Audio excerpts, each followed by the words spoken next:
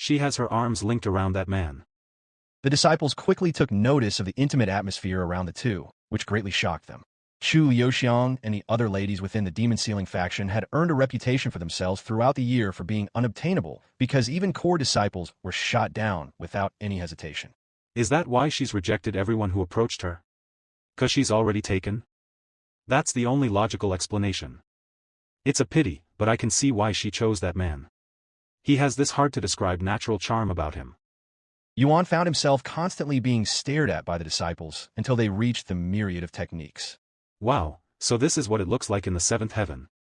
Yuan muttered in surprise as they stepped inside. Unlike the compact, space-saving libraries of the lower heavens, the myriad of techniques here resembled a grand, traditional archive with vast halls stretching in every direction, towering shelves, and an abundance of open space. The place was so vast that Yuan couldn't even see the other walls, only the one behind them near the entrance. It was as if the space extended endlessly in all directions. Impressive, right? We were also quite shocked when we first came here. Chu Liuxiang smiled. Yuan nodded and glanced around. The first thing he noticed was that most of the people present weren't disciples of the super-perfect physique tempering sect. Some wore the robes of other sects, while others had no uniform at all, suggesting they were independent cultivators or unaffiliated visitors. This suggested that regardless of which myriad of techniques one entered in the seventh heaven, they all led to the same vast, interconnected space. Despite being filled with thousands of cultivators, the place was incredibly silent, with the only noise being the sound of pages being flipped. Since most of the cultivators there flew around when they traveled, the place lacked even the sound of footsteps. Sometime later, they arrived before a guarded teleportation device. Welcome back, Lady Meishio and Lady Chu. The guard greeted them with respect before turning to look at Yuan and asking, Will he be accompanying you today? Meishio nodded and said, He doesn't have a medallion, but he's very close friends with Senior Bai. Oh, I have Senior Bai's medallion if that's what you mean. Yuan showed the guard the medallion. The guard subconsciously straightened his back before bowing to Yuan. Welcome, esteemed guest. The guard then activated the teleportation device.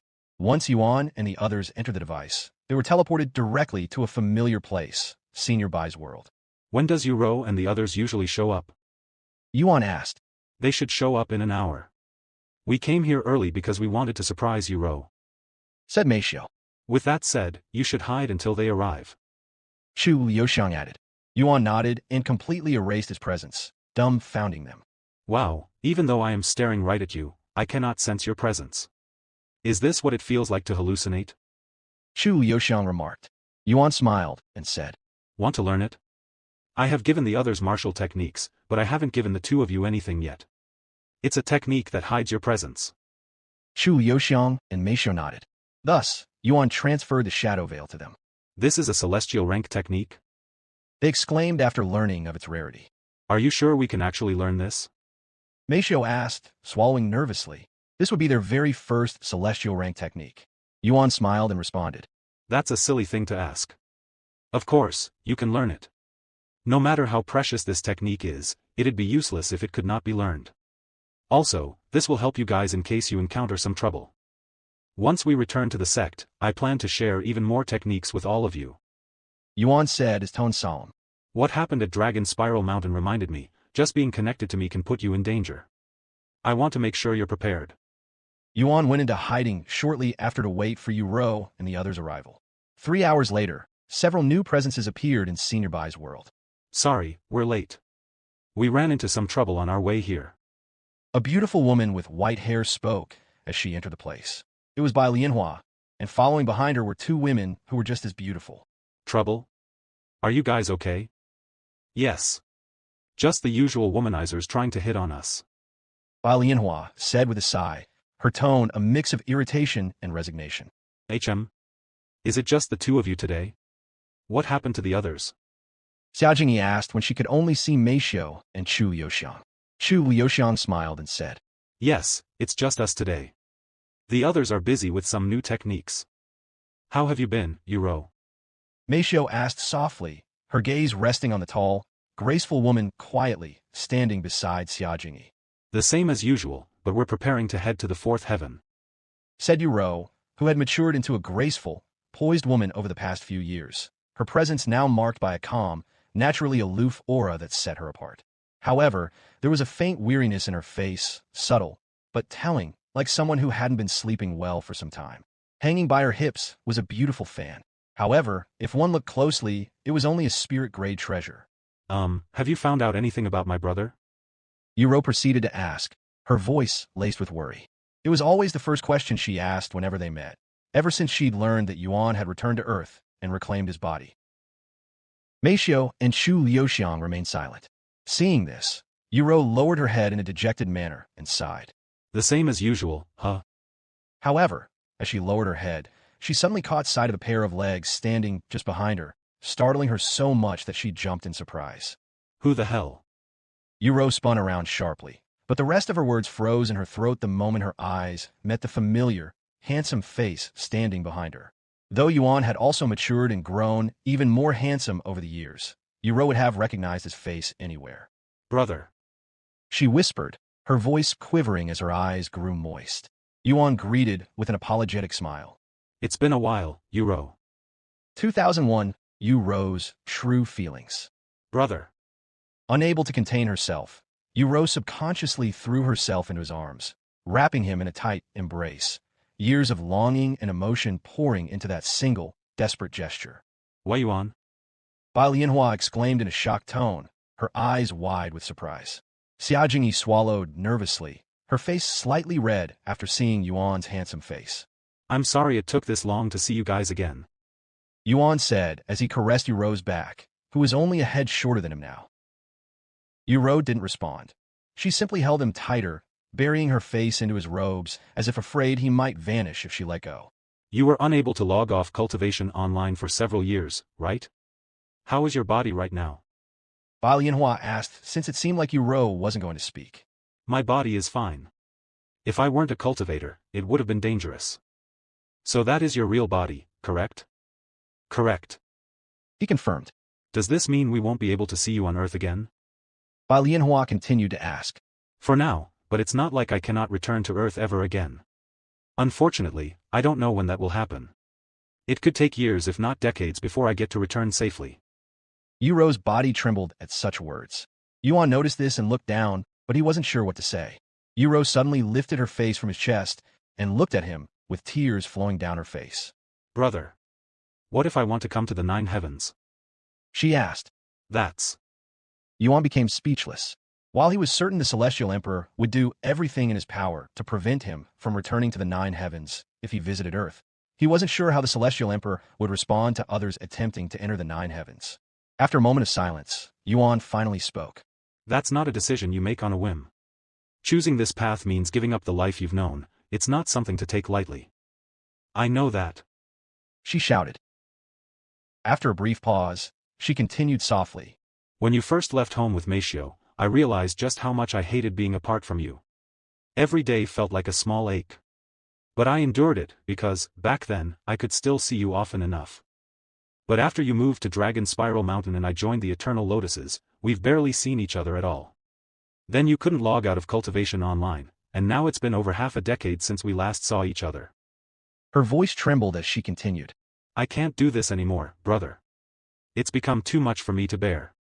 You're the only family member I have left. Yuro. Yuan didn't know what to say. He shifted his gaze to the others, who shook their heads in silence. After a moment of silence, Yuan sighed and said, If that's what you really want, I won't stop you. However, it's going to take some time to open the gateway between our worlds again, so you'll have to wait until then.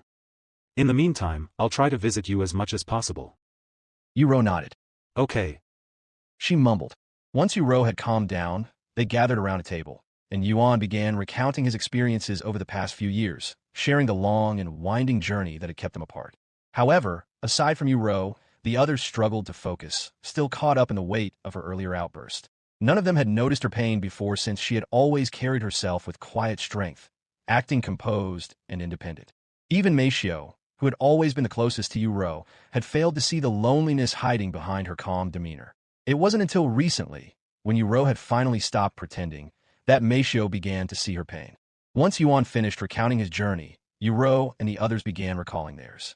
Bai Lianhua would spend most of her time and effort growing her faction both on Earth and in the Nine Heavens, while Xia Jingyi focused on improving her zither techniques, even joining a music sect for 3 years. As for Yu Rou, cultivation had become her only escape from the loneliness she carried. She immersed herself in it for most of her days, using it as a shield against the emptiness, hence why her cultivation had surpassed even Bai Lianhua, being at the 7th level of Spirit Lord. On occasion, she took on monster extermination quests, not for merit or recognition, but simply to vent the emotions she kept buried inside. Brother, it's been a while since you last saw Snowy, right? Do you even remember her? Oh, that tiger cub from back then? I remember. He nodded. She's grown a lot since then, and she even saved my life many times. Come out, Snowy. Yu Rou suddenly called. In the next moment, a towering figure emerged from Yu Rou's dantian and appeared at her side. No longer the small, adorable cub from years past, Snowy had grown into a majestic white tiger, massive in size, and with a fierce and commanding presence. Wow, you've really grown. Surprisingly, Snowy's cultivation was at the peak of Spirit King, an entire realm stronger than her own master. However, the moment Snowy laid eyes on Yuan, she instinctively shrank back, her massive form trembling ever so slightly, an involuntary reaction born of instinctual reverence. Snowy? There's no need to be afraid. This is my brother. Don't you remember? Yu Rou was quite surprised by Snowy's reaction. In fact, she'd never seen Snowy acting nervous before, much less afraid. Seeing this, Yuan smiled and said, She must be reacting to my bloodline. He suddenly retrieved a glass vial that contained his blood and offered it to Yu Rou. Feed her this. It'll help her grow. This is blood? Yu Rou looked at the vial with interest and confusion, wondering why Yuan wanted her to feed Snowy blood. 2002 Snowy's transformation. Is this blood from a magical beast or something? Yu Rou asked as she uncorked the vial. A distinct scent immediately filled the air, one perceptible only to beasts. Snowy's ears perked up and her eyes widened with excitement, her instincts awakened by the unmistakable aroma. Like a beast in heat, Snowy pounced onto Yu Rou, who quickly shouted, Ah! You're going to make me drop it. However, Snowy didn't move away. Instead, she leaned in even closer, her tongue poking out eagerly as she pressed her head toward the vial, like someone desperately trying to catch a single drop of water in the desert. Okay. Okay. I get it. Here. Yu Rou said in a flustered tone as she quickly poured the blood onto Snowy's outstretched tongue. The moment the blood touched her taste buds, Snowy's entire body quivered with delight, her pupils dilating as a surge of satisfaction rushed through her. In the very next moment, Snowy let out a thunderous roar as her aura exploded outward, wild and untamed, shaking the air around her. Meanwhile, notifications began appearing before Yu Rou. Snowy has consumed blood. Snowy's bloodline has started to transform. Progress, 5%. Snowy's bloodline is transforming. Yu Rou exclaimed after seeing these notifications. What? Really? Bai Lianhua and Xia Jingyi were just as surprised to hear this. What was that blood you fed her? Yu Rou turned to look at Yuan for answers. Yuan smiled and said, It's my blood. Huh? Yu Rou and the others stared at him with wide eyes, seemingly unable to comprehend it. My bloodline is quite unique and has the ability to evolve a beast's bloodline. It's not guaranteed, but it has a higher chance of working on those with a weaker bloodline. What an incredible ability, as expected of my brother. Yu Rou murmured with quiet admiration. She then glanced at Snowy, who had suddenly crouched down, her massive form curling slightly, as if she had suddenly drifted off to sleep. She'll be fine. Just give her some time to evolve her bloodline. Yuan explained. Yu Rou nodded. Some time later, Yu Rou spoke in a faint, dispirited voice. Brother, are you going to leave again soon? No, I'll be staying at the super perfect physique tempering sect for some time to let my body finish merging some more. Yu Rou's expression immediately brightened, and she asked, Then, can I spend more time with you? Of course. He nodded. They continued chatting for almost an entire day until Bai Lianhua said, It was very nice seeing you again, Yuan.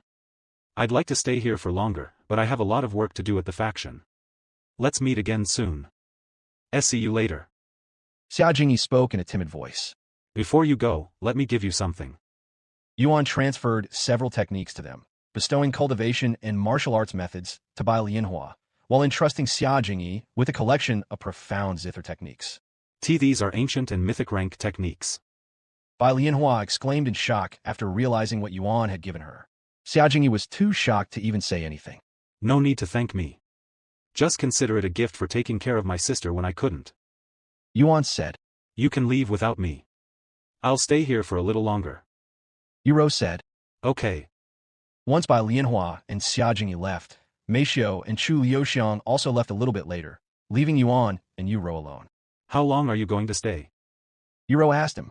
I'll stay here until you want to leave. He said. Are you sure? Don't you have a lot of things to do? Yes, but they can wait for now. In that case, I'll stay here as long as possible. Over the next several days, Yuro and Yuan spent their time reminiscing about their childhood. Yuan would often play the zither for her, guide her through her cultivation, and pass down several techniques to help her grow stronger. Time passed quickly, and before they realized, they'd spent almost an entire month inside Senior Bai's world. I'll leave tomorrow. Yuro said. Although she wanted to spend more time with Yuan, she knew that she couldn't keep him there forever. Okay. Later that night, Brother, can I sleep with you tonight? Yuro knocked on his door and asked. You're not a child anymore, you know. So what?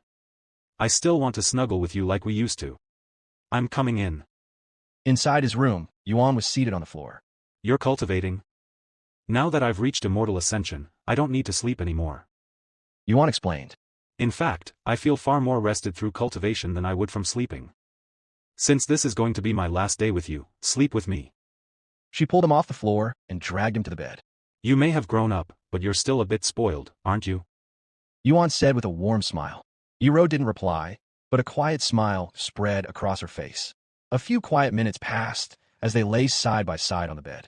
Then, in a soft voice, Yuro whispered. Brother. What is it? When do you think I'll be able to travel to the 9 heavens? Hard to say. After all, we need someone who can activate the teleportation device on Earth, but the Lord has already sacrificed his cultivation to open it. He continued. Even if you make it to the 9 heavens, what will you do then? I want to go where you go. She immediately said. That's too dangerous. There's no way I can bring you to the places I'll be going. I don't need to be exactly by your side. I just want to be near enough so you can visit more conveniently. But you can do that already through the myriad of techniques. It doesn't feel the same. She sighed. I want to be with you physically, not in this avatar. Eventually, Yuro drifted into a deep, peaceful sleep, the kind she hadn't experienced in years. 2003 meeting, Legency. The following morning, Yuro slowly opened her eyes. Brother. She whispered, a warm smile blossoming on her face as she gazed at Yuan, peacefully asleep beside her.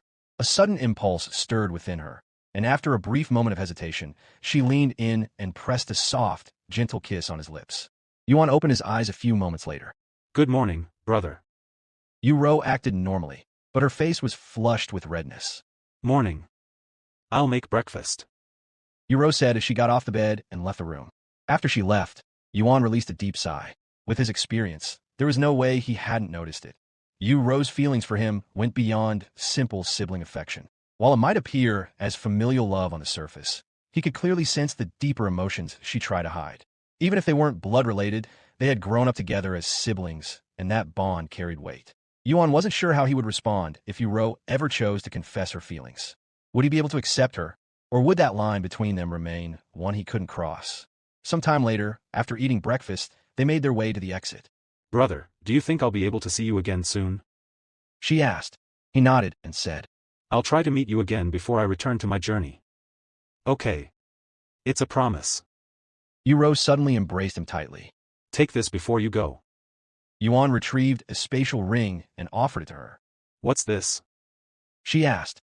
There are a few treasures inside that will help you if you ever get yourself into trouble that you cannot handle. Thank you. Once Yuro left, Yuan also left the myriad of techniques and returned to the super perfect physique tempering sect. Wow, I didn't think you'd spend an entire month with Yuro. Chu Liuxiang remarked when he returned. A month is nothing if you consider how long we've been apart. He said. That's true. What are you going to do now? Mei Xiu asked. I'll stay at this sect for a little longer. Also, there's still someone I need to talk to. Oh, you mean Jinxi? Chu Liuxiang said. He nodded and said. She's definitely waiting for me. Good luck. Mei Xiu said. Yuan left to find Li Jinxi shortly afterward. After asking around, he made his way to the training grounds, but not the one reserved exclusively for the sect leader. Instead, he headed to the grounds designated for sect elders, where Li Jinsi was known to train. She often sparred with the elders, as none of the regular disciples were strong enough to challenge her. When he arrived, Li Jinsi was in the middle of a sparring match with a sect elder who was at the bronze immortal stage while only being at the peak of divine ancestor herself. Moreover, though faint, Li Jinsi was unmistakably using immortal chi. No matter how many times I witness it, it still amazes me how she can wield immortal chi at her current cultivation level.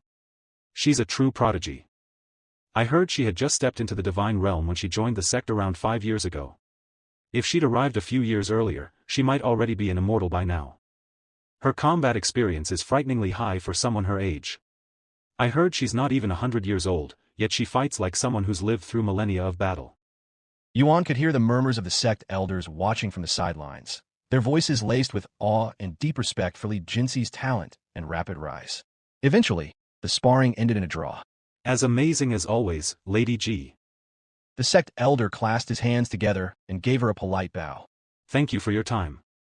Ji Linshi returned the bow. No, the pleasure is mine. It's an honor to exchange swords with a genius like you. By the way, my grandson, who's a core disciple here, asked me to. The sect elder abruptly stopped mid-sentence, his gaze shifting as he noticed Li Jinsi had turned her head, her attention clearly fixed elsewhere. Everyone quickly noticed her sudden distraction and turned to see what had caught her attention, only to find an unfamiliar, strikingly handsome man standing there, someone none of them recognized. I didn't think you'd actually come see me. Li Jinsi suddenly said. Why wouldn't I? You visited everyone but me, and that was a month ago. I was going to visit you sooner, but I ended up staying with you Ro for longer than anticipated. Relax, I'm aware. I was just joking with you. Yuan was speechless. Li Jinsi wasn't the type to joke around. How much has she changed since we last met? He wondered inwardly. Do you remember our arrangements? Li Jinsi suddenly asked. Of course. I'll take you on any time. Then meet me at the place you sparred with Senior Kellen a month ago tomorrow. She said before flying away. Yuan could only stand there with a dazed look on his face. Excuse me, but who are you? One of the sect elders suddenly asked, snapping him out of his daze. I'm just a guest. After saying that, Yuan activated Shadow Veil and disappeared before them like a ghost. The following day, Yuan made his way to the White Space training ground.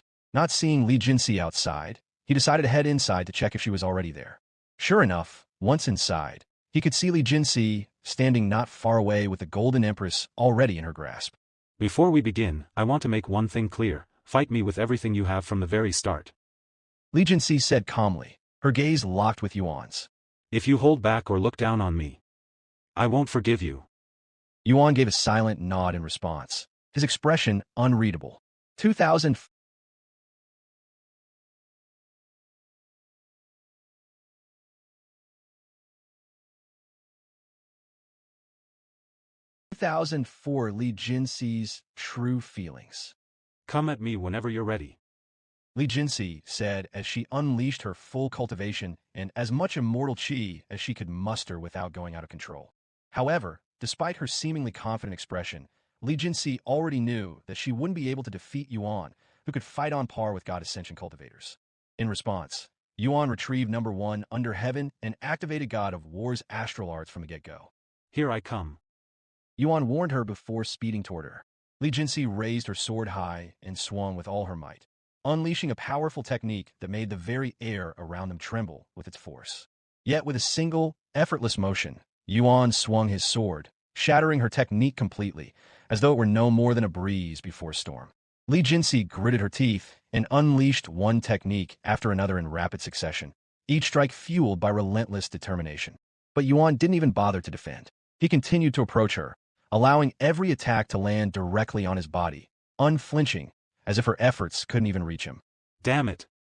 Li Jinsi roared as she unleashed her strongest technique. Golden Empress Absolute Decree. Suddenly, a golden energy surged around the Golden Empress in Li Jinsi's grasp, radiating a powerful pressure that rippled through the air. Had she unleashed this technique during her spar with the sect elder the day before, there was no doubt she would have claimed victory with ease. However, Li Jinsi didn't stop there and infused the energy with immortal chi and enhanced sword aura. Seeing this, Yuan tightened his grip on his sword, his eyes narrowing as he prepared to meet her strike head-on. In the next moment, Yuan swung his sword, channeling immortal chi through the blade and layering it with enhanced sword aura. A split second later, their swords collided, unleashing a shockwave so powerful it sent ripples through the air and carved fractures into the very fabric of space around them. Li Jinsi had expected to hold her ground for at least a few seconds, but the instant their swords collided, the overwhelming force behind Yuan's strike shattered her balance. Before she could react, her body was hurled through the air, utterly powerless to resist. Li Jinsi coughed up a mouthful of blood, her body trembling as she struggled to rise to her feet. Li Jinsi let out a quiet breath and stopped trying to stand. Instead, she remained on the ground, her gaze drifting upward as she stared into the endless white space, her expression dazed. Seeing this, Yuan withdrew his sword and approached her. Are you okay? He asked gently. No, I'm not. She replied without hesitation. No matter how hard I try, no matter how much effort I put in, I still can't seem to catch up to you. Why are you so hung up on catching up? It's not like I will leave you behind or anything. Yuan said. In fact, you're soaring when compared to the others. She glared at him and said. How else am I supposed to get you to accept me? What? Yuan raised his eyebrows, puzzled by her words. If it isn't obvious by now, I have regained my memories as Jin Shi. She said. And with them came everything she carried, such as her experiences, and her feelings for you.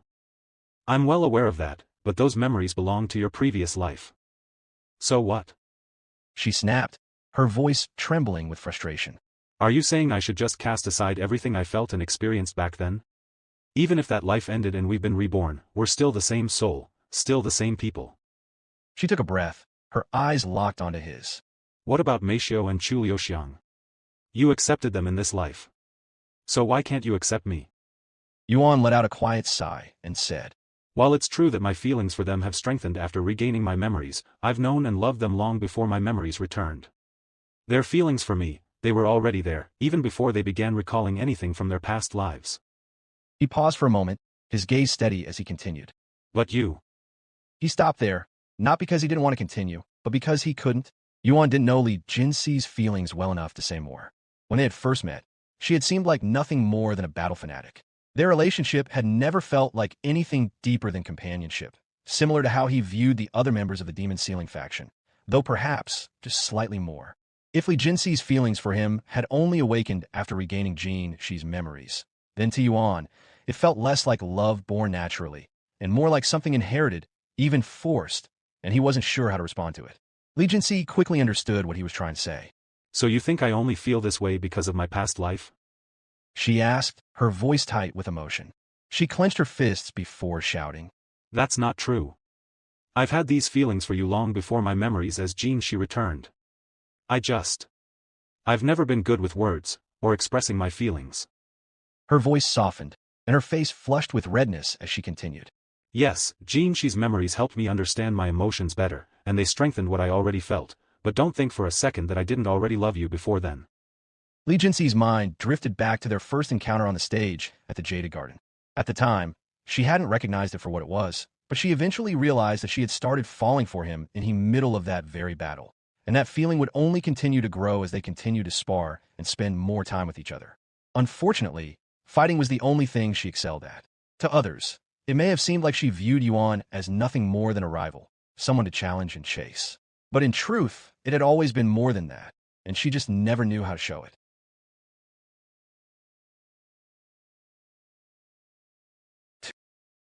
Unfortunately, fighting was the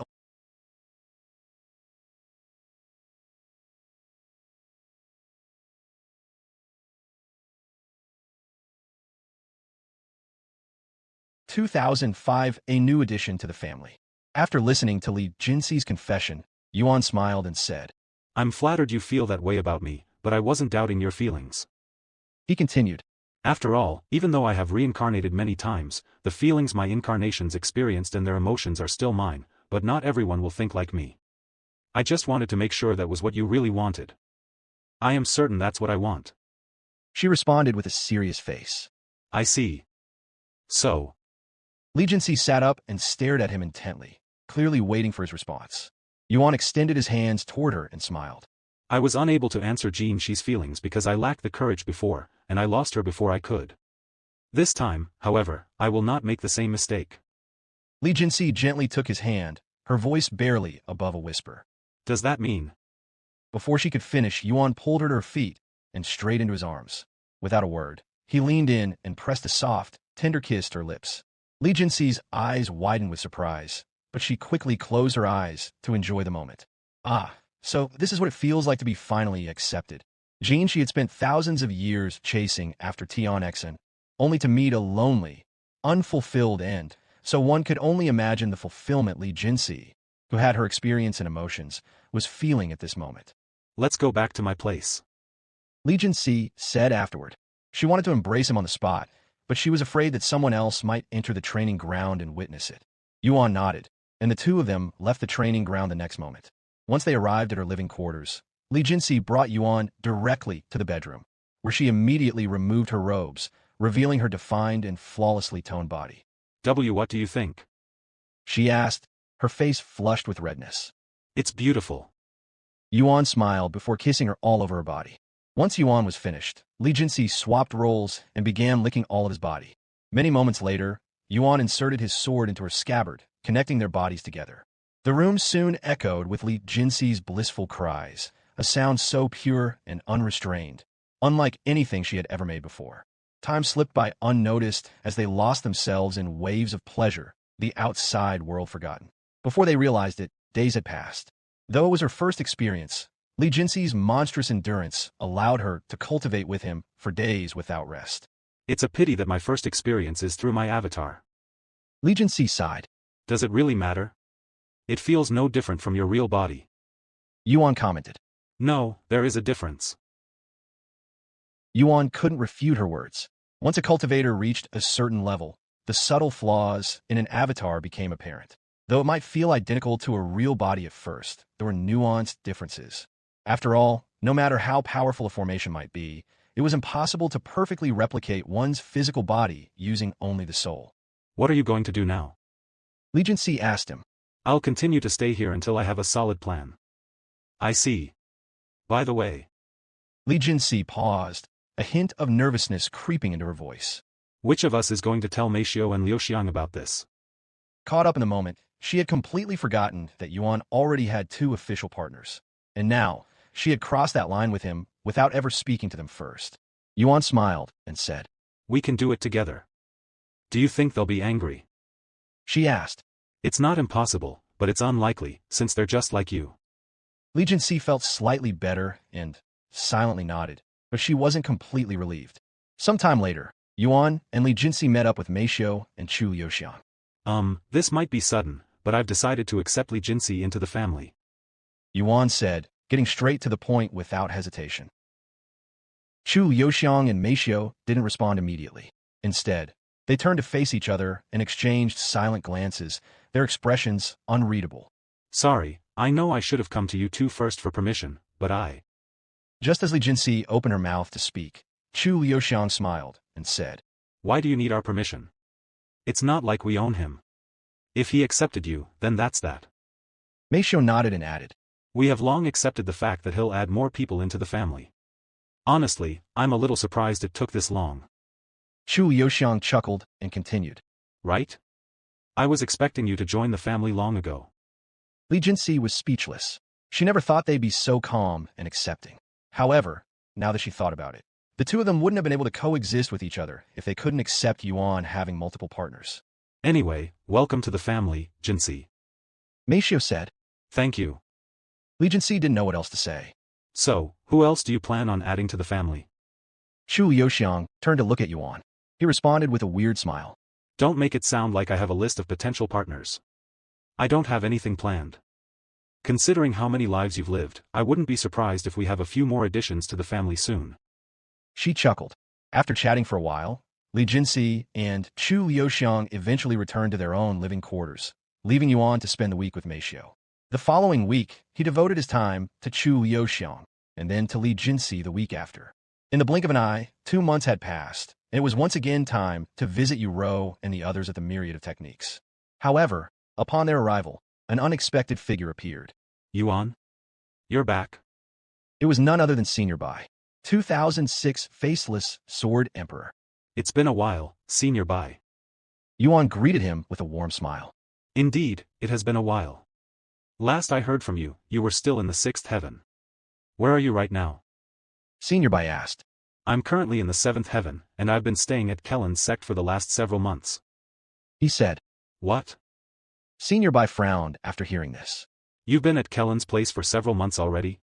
How come I didn't hear anything about this from him? Oh, he went into seclusion shortly after I showed up. Senior Bai rubbed his eyes and sighed. That meathead, he should have at least notified me about your return before he went into seclusion. Yuan chuckled before asking. How have you been? Same as usual, but I've been spending more time at my sect. He said. Your sect, that would be the gates of heaven, correct?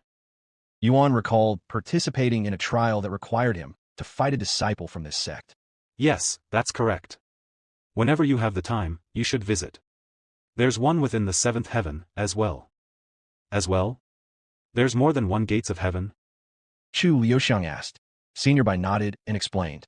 I have 3 sects, one in the fifth heaven, the seventh heaven, and the ninth heaven. Of course, they all share the same name and are essentially the same sect. What is the purpose of having 3 sects? Bai Lianhua asked out of curiosity. It's quite pointless to have multiple sects if you place them all in the same realm. However, if you spread them apart, you'll be able to gain many more disciples. Also, it gives those in the lower heavens another method of ascending. I see. Bai Lianhua muttered, as she'd been contemplating branching out her faction recently. Senior Bai turned to look at Yuan and continued. The next Sword Emperor qualifications will be happening soon, and it'll take place within the gates of heaven. You use the sword, right? You might learn a thing or two if you go. Sword Emperor qualifications? What is that? Legion C asked, her curiosity piqued. Senior Bai then explained.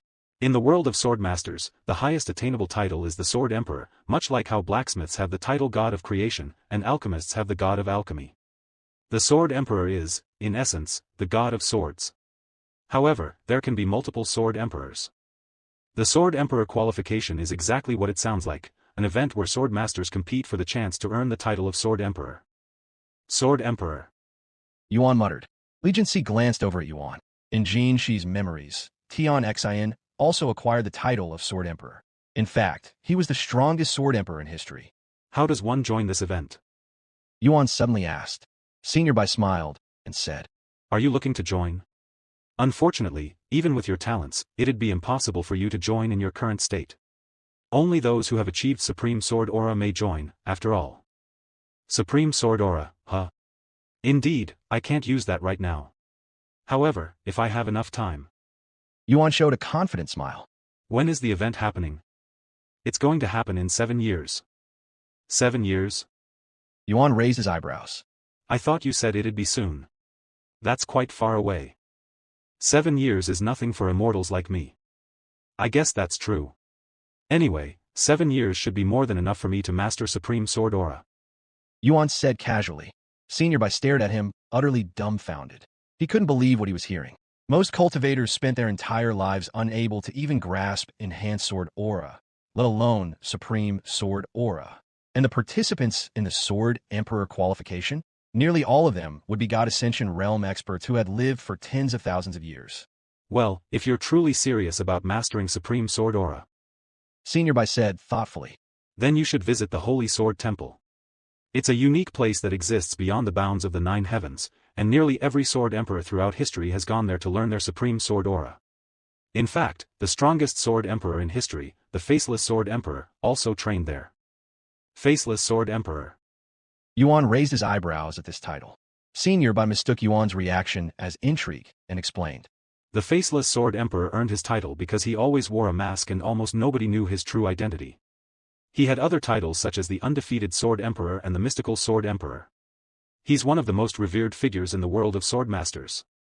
Legion C couldn't help but smile after hearing this. The Faceless Sword Emperor was, without doubt, Tian Xian. Senior Bai continued. No one knows where the Faceless Sword Emperor came from, only that from the very beginning of his recorded history, he lived as an undefeated prodigy. However, just as mysterious as his rise was his disappearance. After attaining the title of Sword Emperor, he vanished without a trace, almost as if he had never existed at all. He lifted his head to look at the clear blue sky and sighed. To tell you the truth, I've encountered him once. However, he was just passing by, and I was only a snooty little brat back then. Though I was a mortal, I could tell how formidable he was at a glance. He was a true monster, one that might rival even you, Yuan. Yuan smiled and said, All right, I've decided. I'll visit the Holy Sword Temple next. Of course, it wasn't solely because he wanted to participate in the Sword Emperor qualifications. If he wanted to fight and kill God Ascension Realm cultivators, he needed to learn Supreme Sword Aura eventually. I should have mentioned this first, but not just anyone can enter the Holy Sword Temple. You'll need a referral and then pass a test before you can train there. Senior Bai suddenly said. 2007, the Great One's appearance. Referral? From whom? Yuan asked. Only sword emperors and reputable sword masters are allowed to give out referrals. Fortunately, we have someone in the faction who can give you a referral. I'll contact them after this. Okay. What about the test? Oh, it's quite simple. Your enhanced sword aura just needs to be powerful enough to damage the sword wall at the Holy Sword Temple. I see. Should be doable. By the way, what is your cultivation at right? Senior Bai stopped his sentence midway when Yuan exuded some of his cultivation, as he'd been suppressing it. Peak of Immortal Ascension? Senior Bai almost couldn't believe his eyes. The last time they met, Yuan was still in the spirit realm. His cultivation increased by an entire major realm in less than a decade. At this rate, he'll become an immortal by our next meeting. Is my cultivation not enough? Yuan asked. No, there shouldn't be any problems as long as you can use enhanced sword aura. Yuan nodded. Then there's no problem. He showed off his enhanced sword aura, which had reached its maximum mastery long ago. Even in the ninth heaven, only a handful of prodigies have ever managed to attain enhanced sword aura before reaching the immortal realm. Senior Bai said, swallowing nervously. But none of them could hold a candle to your level. That's only natural. Chu Liuxiang remarked in a prideful tone, acting like she was the one being praised. By the way, about what happened at the Dragon Spiral Mountain. Senior Bai suddenly brought up the topic, his tone more serious now. It was an incident witnessed by the celestial overlords, after all. Are you okay? Do you know why the Heavens Mandate and the Celestial Emperor showed up, even causing such a major scene? Though Yuan trusted Senior Bai deeply enough to entrust his life to him, he chose not to reveal everything. He didn't want to drag him into such a dangerous matter, especially with the celestial overlord situation. I don't know why, but I think the Celestial Emperor doesn't want me in the nine heavens. He said while shaking his head. Senior Bai became silent. He was aware of the Celestial Emperor's curse, and while he never figured out why the Celestial Emperor would target Yuan, he knew there was something between them. If you ever find yourself in a situation that you cannot handle alone, don't hesitate to rely on us, on the Celestial Overlords. Regardless of your rank, you're still one of us, so as long as you didn't commit any crimes, we'll back you with our full power. Senior Bai could tell that Yuan wasn't revealing everything, but he didn't press. He trusted Yuan, and believed that, when the time was right, he would share the truth on his own terms. Yuan offered a grateful smile, and said, I'll keep that in mind. Thank you. Anyway, I won't intrude on your time any longer. I'll leave now to speak with that individual who will give you a referral. With that, Senior Bai left shortly after. Looks like you'll be busy again soon, brother. Yuro sighed. Senior Bai didn't mention how long it'll take for him to get that referral, so I might still have some time left to spend with you. He said. Not wanting to waste any time, they began chatting with each other, talking about their recent experiences and future plans. Eventually, everyone but Yuro and Yuan left. The siblings spent the next week with each other like their last meeting. If I don't show up for the next meeting, that means I have already left. Don't worry, I'll be okay, even if I'll be a little lonely. Yuro said softly as she embraced him. Now that you've regained your body, the thing I worried about most is finally behind us. Meanwhile, after he left, Senior Bai reported to Su Jiechi about Yuan's return and Kellen's blunder. I see, so he's regained his true body and traveled to the nine heavens with it. Su Jiechi muttered to herself after hearing the report, a sense of relief washing over her. By the way, did you ask him about what happened at the Dragon Spiral Mountain? She suddenly asked. Yes, but he didn't say much. However, he's definitely hiding something, though. Suzikaki-sai. It's fine. He probably doesn't want to cause us any trouble. My father was also like that. He'd always try to solve everything on his own. Now then, about the Holy Sword Temple. I'll contact that person myself. She continued. Senior Bai smiled and said. That's relieving to hear. I don't want to deal with that eccentric person. I know. she calmly remarked. Some time later, after finishing her current work, Su Jiechi left to find this eccentric person to give Yuan the referral. Meanwhile, at the Azure Dragon clan, just as peace had become the norm, an unfathomable presence suddenly descended out of nowhere, blanketing their entire territory in a suffocating pressure. Upon sensing the overwhelming presence, everyone in the city froze in terror. Not a single soul dared to move, let alone glance around in search of the source, as immense fear gripped their hearts. Zhao Zhanhai and the others immediately stopped their cultivation and rushed out of their residences, moving toward the source of the presence, which was rapidly closing in on them. However, despite the audacity with which this individual had unleashed their presence across the Azure Dragon clan's territory, not a single member felt offended, nor did they approach with anger. Instead, they felt a deep sense of humility, as if standing in the presence of something far beyond themselves. Moments later, Zhao Zhanhai and the other clan members came face to face with the individual. He stood half-naked, his upper torso exposed, revealing a physique so flawless it was as though heaven itself had craved it. His long, golden hair flowed behind him with unnatural grace, swaying gently as if caught in a soft breeze, even though they were all submerged in water. The Azure Dragon clan humbly greets the Great One. Zhao Zhanhai and the others called out in unison, their heads lowered in deep submission and reverence, their voices echoing with solemn respect.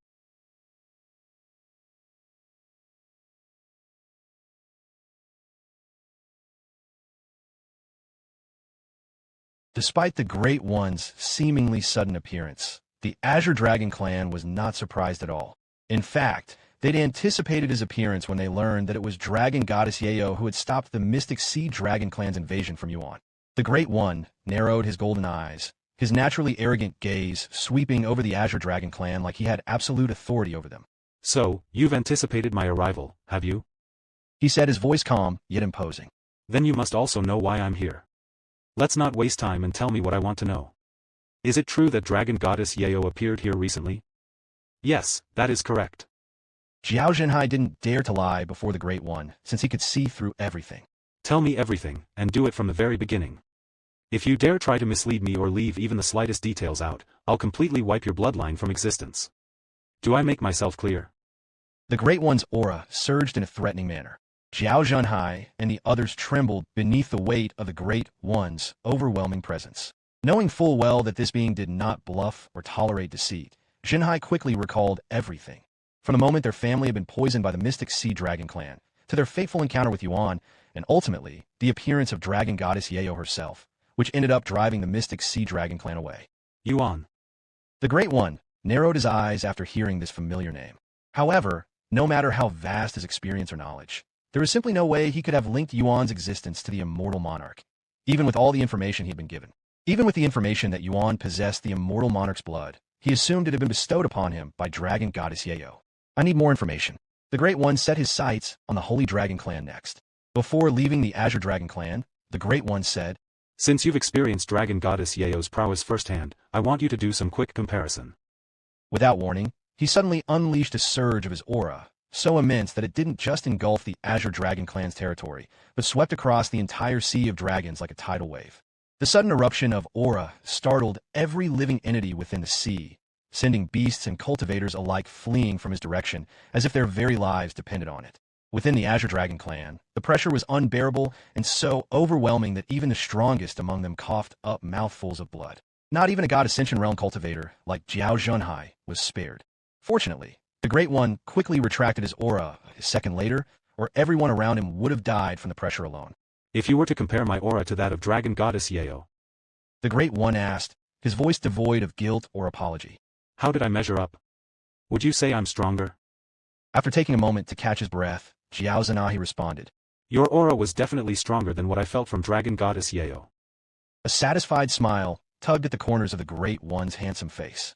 Without another word, he turned and soared away, his figure cutting through the water like it didn't exist as he headed straight toward the Holy Dragon clan. A heavy silence lingered over the Azure Dragon clan and the underwater city, persisting long after the Great One had departed. Eventually, Zhao Zhanhai let out a deep, weary sigh. I have the feeling that even if we had succeeded in claiming the Dragon Spiral Mountain, the Great One still wouldn't have offered us his help. The others silently nodded, agreeing with him. A few days later, the Great One arrogantly announced his arrival by engulfing the entire Dragon Spiral Mountain in his overwhelming presence. just as he did to the Azure Dragon clan. Immediately, the Holy Dragon Emperor approached him and greeted. The Holy Dragon clan greets the Great One. The Great One narrowed his eyes and remarked, Just like the Azure Dragon clan, you anticipated my appearance. Did Dragon Goddess Yayo warn you that I'd show up? No, but knowing your history with her, anyone would make this assumption. he said. Then you must also know why I am here. Yes. It's true that Dragon Goddess Yayo has returned. The Holy Dragon Emperor admitted. Based on the Great One's earlier comment, the Holy Dragon Emperor knew that he had visited the Azure Dragon clan prior to showing up at the Holy Dragon clan, so there was no reason to hide it, and it'd only enrage him. Tell me everything you know, said the Great One, his overbearing tone leaving no room for discussion. However, the Holy Dragon Emperor shook his head and said, Unfortunately, that is not possible. The Great One narrowed his eyes ever so slightly, fixing the Holy Dragon Emperor with a gaze that radiated silent menace. Since I am in a good mood, I'll pretend I didn't hear your last sentence. You better choose your next words wisely, or I might sink the Dragon Spiral Mountain by accident, said the Great One as his aura began to surge violently. Who knows? It might even summon Dragon Goddess Yayo once she learns of it. Why are you still chasing after Dragon Goddess Yayo? I heard she wants nothing to do with you. Aren't you afraid of incurring her wrath? I might have feared her in the past, but things are different now. I don't know where she has been this entire time, but I am quite certain that I have surpassed her during her absence. Once I find her, I am going to battle and defeat her. In the past, when the Great One pursued Dragon Goddess Yayo, she would always say that she'd only accept someone stronger than herself, hence why he'd started collecting treasures and using them to strengthen himself. 2009, the Great One's appearance. 3. The Holy Dragon Emperor could only sigh inwardly after hearing the Great One's declaration that he'd defeat Dragon Goddess Yayo. While it was true that Dragon Goddess Yayo may not have been improving her strength since her disappearance, because she'd lost her body, and her soul had split into several parts, nobody could say for certain that the Great One had surpassed her, but it was definitely a possibility. Once I defeat her, I'll finally obtain the one thing I've yearned but failed to claim in this life, the Great One declared, his eyes burning with fervent determination. The Holy Dragon Emperor narrowed his eyes at the Great One's words, which carried an unsettling undertone, as if he saw Dragon Goddess Yayo not as a person, but as something to be claimed. In any case, I cannot help you. They didn't mention where they'd go after leaving the Dragon Spiral Mountain. The smile on the Great One's face slowly disappeared, and he responded, Maybe, but I won't know for sure until I force it out of you. How many do I have to kill to make you talk? Half? The Holy Dragon Emperor sneered in disdain. You may have gotten stronger over the years, but your character has fallen quite lowly, Great One. Even if you kill everyone, my answer will remain the same. I don't know where Dragon Goddess Yayo went. The Great One said nothing in return, but his aura surged violently, speaking louder than any words ever could. The Holy Dragon Emperor wasted no time, instantly transforming into his dragon form. Though he knew full well that the Great One stood as an even greater threat than the Celestial Emperor had been, he refused to retreat. Defeat was likely, but cowering was never an option. It's been a while since a dragon has dared to defy me, so I'll enjoy this for a while. Moments later, the Great One and the Holy Dragon Emperor collided in a thunderous clash, their fierce exchanges unleashing shockwaves in every direction, each impact chipping away at the Dragon Spiral Mountain, piece by piece. Heavens! The Great One is attacking us. What should we do? The Holy Dragon clan was thrown into momentary panic, but their hesitation didn't last. Just like when the Celestial Emperor attacked, they surged forward to assist him, even if their efforts barely made a dent in the overwhelming power of the Great One. Though the Great One's individual power surpassed even that of the Celestial Emperor, the Holy Dragon clan managed to hold out against him far longer than expected. Of course, this endurance was only possible because the Great One was clearly holding back. If the Great One had gone all out from the beginning, the Holy Dragon clan would have perished almost instantly. Eventually, the Great One hovered alone above the Dragon Spiral Mountain, his presence dominating the skies. Below him, the Holy Dragon Emperor and the rest of the clan lay scattered across the battered landscape, defeated and motionless, unable to lift even a finger after their overwhelming defeat. Their fight had attracted many spectators again, though not as many as when the Celestial Emperor attacked. What the hell? Isn't that the Great One? Why is he attacking the Holy Dragon clan, too? I don't know what the Holy Dragon clan did, but to offend both the Celestial Emperor and the Great One, they're fated to be erased from existence soon. And since it's the Great One, the other royal dragon clans wouldn't be able to do anything about it. Sometime later, the Great One's voice echoed across the battered peaks, loud and clear, rippling through the mountain like thunder. Though I do not wish to do this because of my respect for Dragon Goddess Yeo, your defiance cannot go unpunished. As retribution, I shall destroy the final dragon spiral mountain in the 9 heavens. The Great One raised a single finger, and in an instant, an overwhelming aura surged from his body. At the tip of his finger, a small orb of condensed energy began to form, glowing intensely. It rapidly expanded, growing larger and brighter until it blazed in the sky like a miniature sun, radiating power that shook the heavens. Moments later, the Great One gave a casual flick of his finger, and the blazing miniature sun shot through the air toward the mountain. As it descended, the heat radiating from it was so intense that it caused the surrounding sea to boil violently, sending waves of steam rising into the heavens. The Holy Dragon Clan could do nothing but watch in helpless silence as the blazing sun descended upon them. One by one, they began to close their eyes, not out of fear, but in solemn acceptance of a death they could no longer escape. However, amid the chaos and impending doom, a lone figure silently appeared between the descending sun and the dragon spiral mountain like a ghost. He was small in stature, appearing no older than a young teenager, yet his eyes gleamed with ancient knowledge and unfathomable experience. Strangely, he emitted no presence whatsoever, and his body was semi-transparent, as if he didn't exist within the fabric of reality itself. Though the Holy Dragon Clan failed to notice him because of his lack of presence, the Great One did not. The moment his eyes fell upon the small figure, his body tensed, and a flicker of something rare flashed in his eyes. Hesitation. Without a word, he clenched his fists, and in an instant, the blazing sun above dissipated, abruptly canceling his attack. What is the meaning of this? The Great One spoke with a frown on his face. It'd be problematic if you were to destroy the Dragon Spiral Mountain, said the young teenager. I wasn't talking about the Dragon Spiral Mountain. Why are you here? Isn't it obvious? I'm here to stop you. With an avatar that doesn't even have an ounce of power? The Great One sneered. Are you looking down on me? You're right. I don't have any power in this state, so I cannot physically stop your actions. However, I can offer you a word of advice. If you were to destroy the Dragon Spiral Mountain, Senior Sister Yeo will not forgive you, said the young teenager. You speak as if it's a certainty. Both you and Yeo vanished without a trace after that bastard's era came to an end, only to reappear now, at the exact same time. The Great One's eyes narrowed, voice edged with suspicion and frustration. What is the meaning of this? Dragon Ancestor? The Great One's last words shocked all of the spectators. Nobody there could have anticipated the reappearance of the Dragon Ancestor. That teenager is the Dragon Ancestor? The third dragon of origin? I thought he died long ago. No, he simply disappeared, just like Dragon Goddess Yeo. For both of them to show up now, something big will happen in the 9 heavens very soon. As murmurs of concern spread among the spectators, the Dragon Ancestor finally spoke, his tone calm but laced with biting sarcasm. Are you upset we didn't include you? Feeling left out? He paused, his gaze unflinching. Well, maybe that wouldn't have happened if you hadn't spent those days hounding Senior Sister Yeo like some lovesick, perverted maniac. The Great One trembled, his eyes flaring with rage. Do not mock my feelings for her. He roared. I am not mocking you. I am merely reminding you why Senior Sister Yeo despised you and why she ultimately chose to keep you out of our group. And if you continue to chase after her like you did in the past, I doubt she'll be able to resist killing you. Ha ha ha. Kill me? Maybe she had that power in the past, but things are different now. I am stronger than her. The Great One laughed. The Dragon Ancestor merely shook his head with a pitiful smile.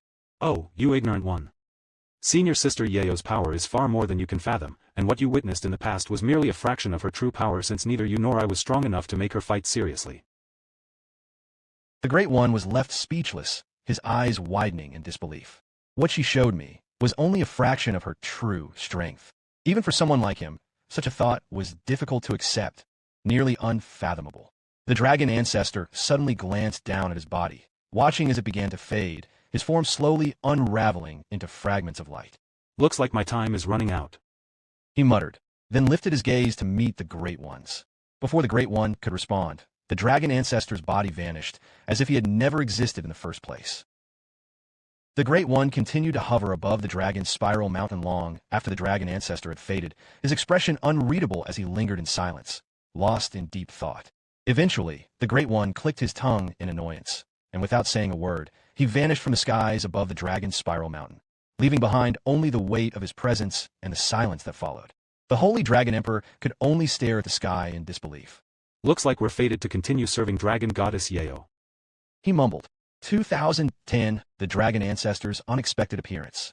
Shortly after the second incident, news of the events at the Dragon Spiral Mountain spread through the Nine Heavens like wildfire. You will not believe what just happened at the Dragon Spiral Mountain. Aren't you a little late to the party? I heard about that literally a day after it happened several months ago.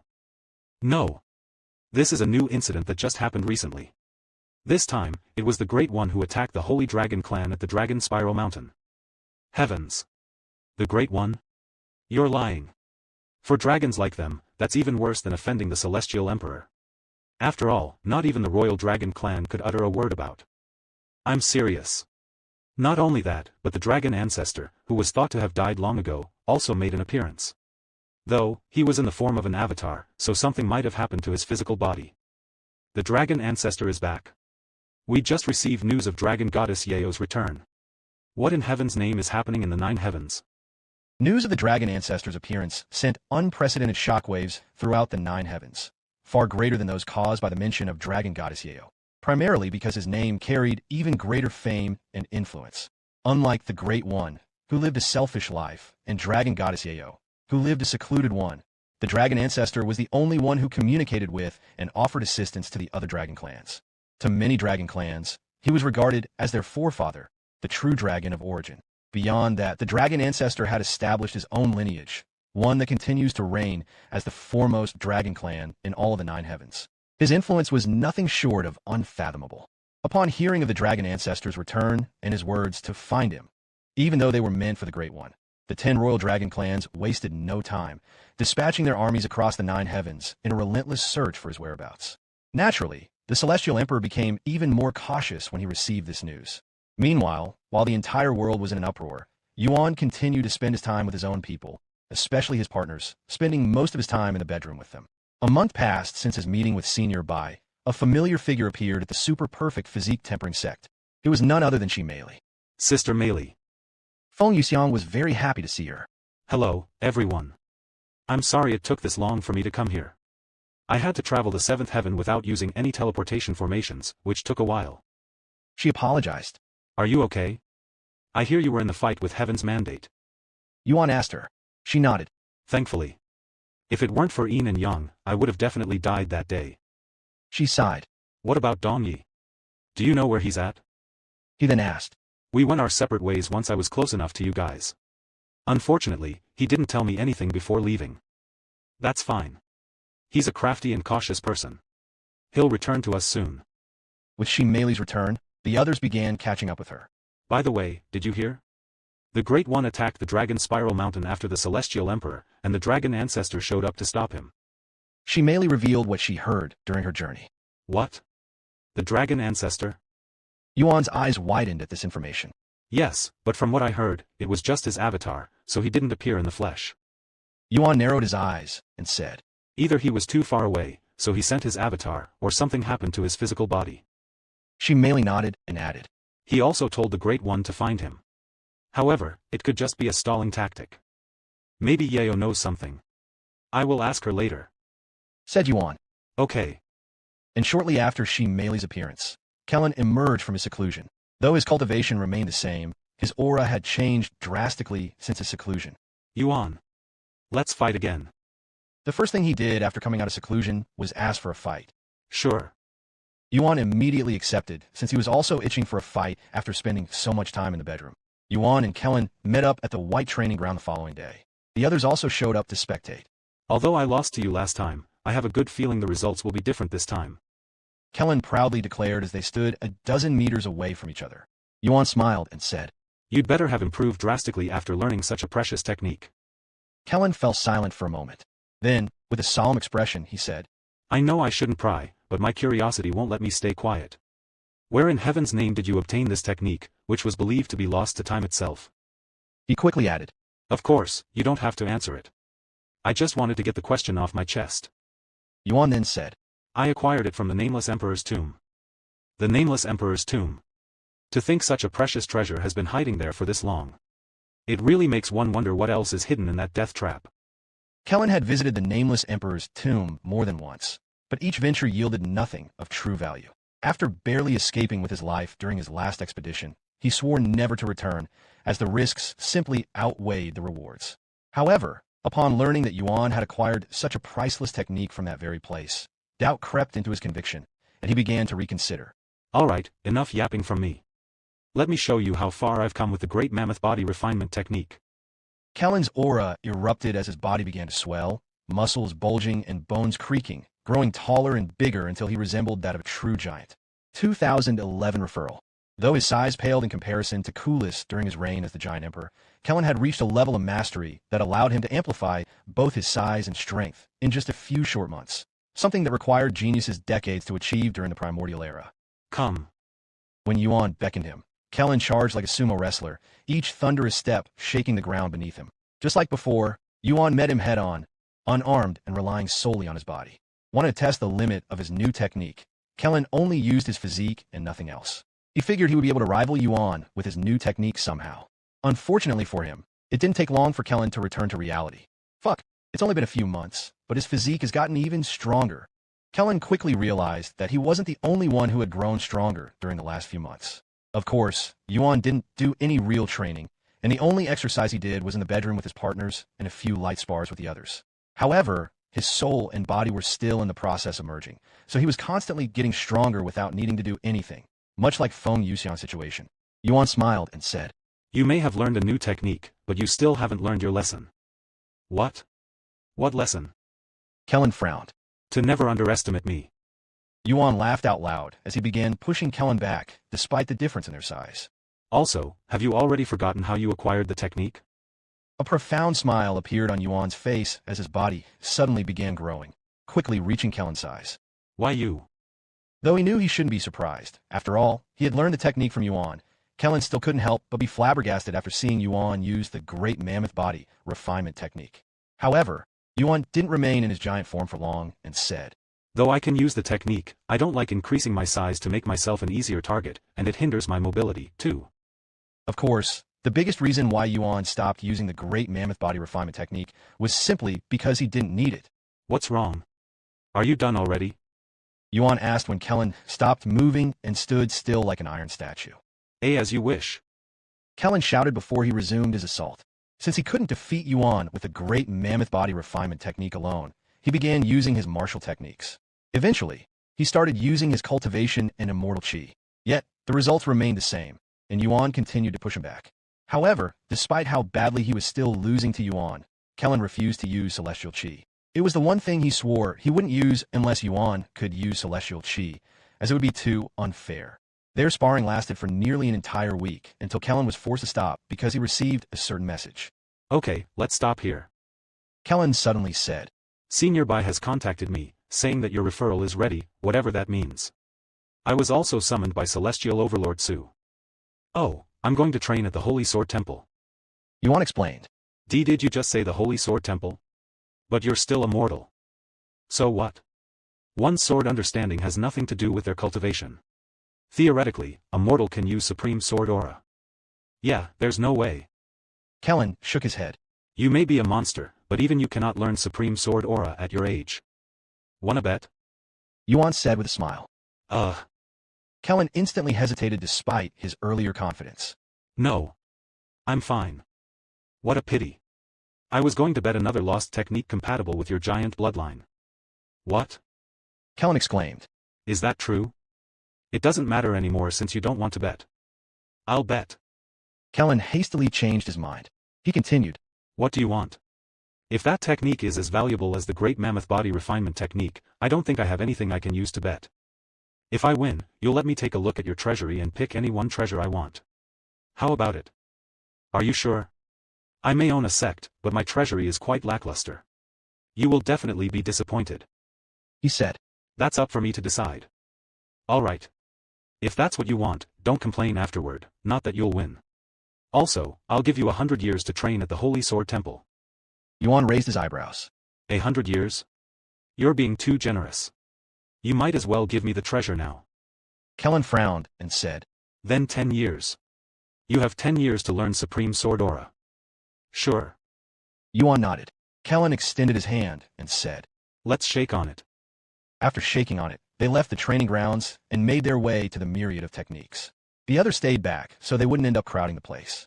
When they arrived at the Myriad of Techniques, it wasn't just Senior Bai present, but Su Jiechi as well. It's been a while, Sister Su. However, Su Jiechi didn't respond. She simply stared at him with wide eyes, frozen in place. Although she had long believed Yuan to be the reincarnation of the Celestial Overlord's founder, seeing him fully grown left her breathless, and her memories of the founder were forcefully resurfaced. However, she quickly snapped out of it and said, Sorry, but you look just like the Celestial Overlord's founder. If I had seen you outside, would have definitely mistaken you for him.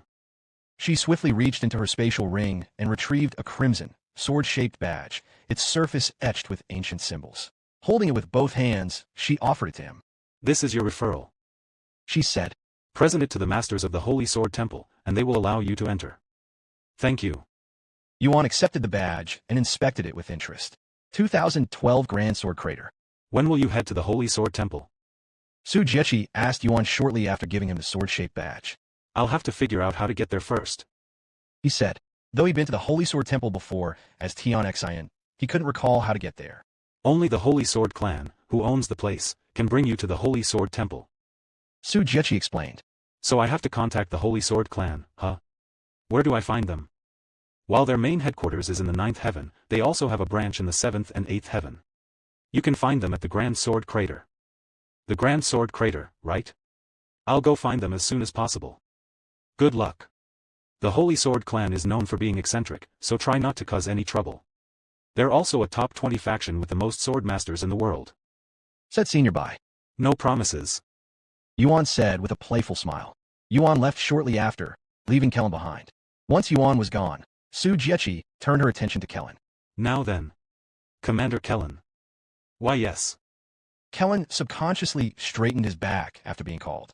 I'm pretty sure I instructed you to notify me immediately when Yuan returns. Yet, you ignored my order and went straight to seclusion after his return. What do you have to say about that? She narrowed her gaze at him. Kellen lowered his head and apologized. I'm sorry. I got too excited when he gave me a technique. A technique? Senior Bai and Su Jiechi raised their eyebrows. Kellen was extremely picky when it came to learning new techniques, so it was pretty surprising to hear that he'd gotten so excited about a technique that he forgot about his mission. Though they were intrigued by the technique, they didn't force Kellen to reveal it since that was his private business with Yuan. I'll let you go with a warning this time. Su Jiechi said. Thank you, Celestial Overlord. After returning to the sect, Yuan explained the situation to the others. So you'll be leaving again soon, huh? Chu Liuxiang sighed. Though she knew he would eventually leave again, it didn't make her feel better when that time finally arrived. I won't be leaving immediately. I promised Yuro that I'd let her know before I leave, so I'll stay here until our next meeting. Said Yuan. Thus, Yuan spent his remaining time in the sect with them until it was time for his meeting with Yuro. At the Myriad of Techniques, Yuan announced his next destination to Yuro and the others at the end of their meeting. How long do you think you'll be gone this time? Yuro asked. It's hard to say, but it'll definitely be at least a few years. I see. Yuro lowered her head for a moment, but she quickly raised her head again and spoke with a calm smile. Be safe, brother. The same goes for you. Yuro went to embrace him the next moment. See you later. After leaving the Myriad of Techniques, Yuan immediately began preparing to head to the Holy Sword Temple. Since I cannot enter your Dantian like the others, I'll stay here and train with the others. She merely said to Yuan before he left. Yuan nodded. After saying his goodbyes with the others, Yuan left the super-perfect physique tempering sect and made his way toward the Grand Sword Crater. Unfortunately, there was no teleportation device near his destination, so he could only teleport to the nearest place and travel from there. After emerging from the teleportation device, Yuan wasted no time and used Feng Yuxiang's flying treasure to travel. 3 months later, Yuan arrived at his destination. This is the Grand Sword Crater. Feng Yuxiang murmured, her voice filled with awe as her gaze swept across the horizon. True to its name, the Grand Sword Crater was a monumental sight.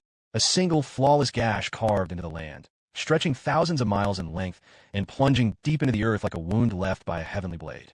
Though the landscape resembled the aftermath of a cataclysmic battle, the vast fissure was far from abandoned, with countless sword masters moving busily around and within its depths. Legend has it that this colossal fissure was carved by a sword emperor with a single strike. Now, sword masters from across the world gather here, hoping to glean insight from the remnants of his might and deepen their own understanding of the sword. Of course, not every sword master came here in pursuit of insight. In truth, the majority sought to attract the attention of the Holy Sword Clan, who frequented the crater in search of talented sword masters to recruit for their faction. To draw the attention of the Holy Sword Clan, Many sword masters would periodically release their sword aura, feigning moments of insight, while others openly practiced their sword techniques in hopes of being noticed. What a bunch of weirdos. Feng Yuxiang remarked when she saw the odd scene before her. Sometime later, Yuan began wandering the Grand Sword Crater in search of the Holy Sword Clan.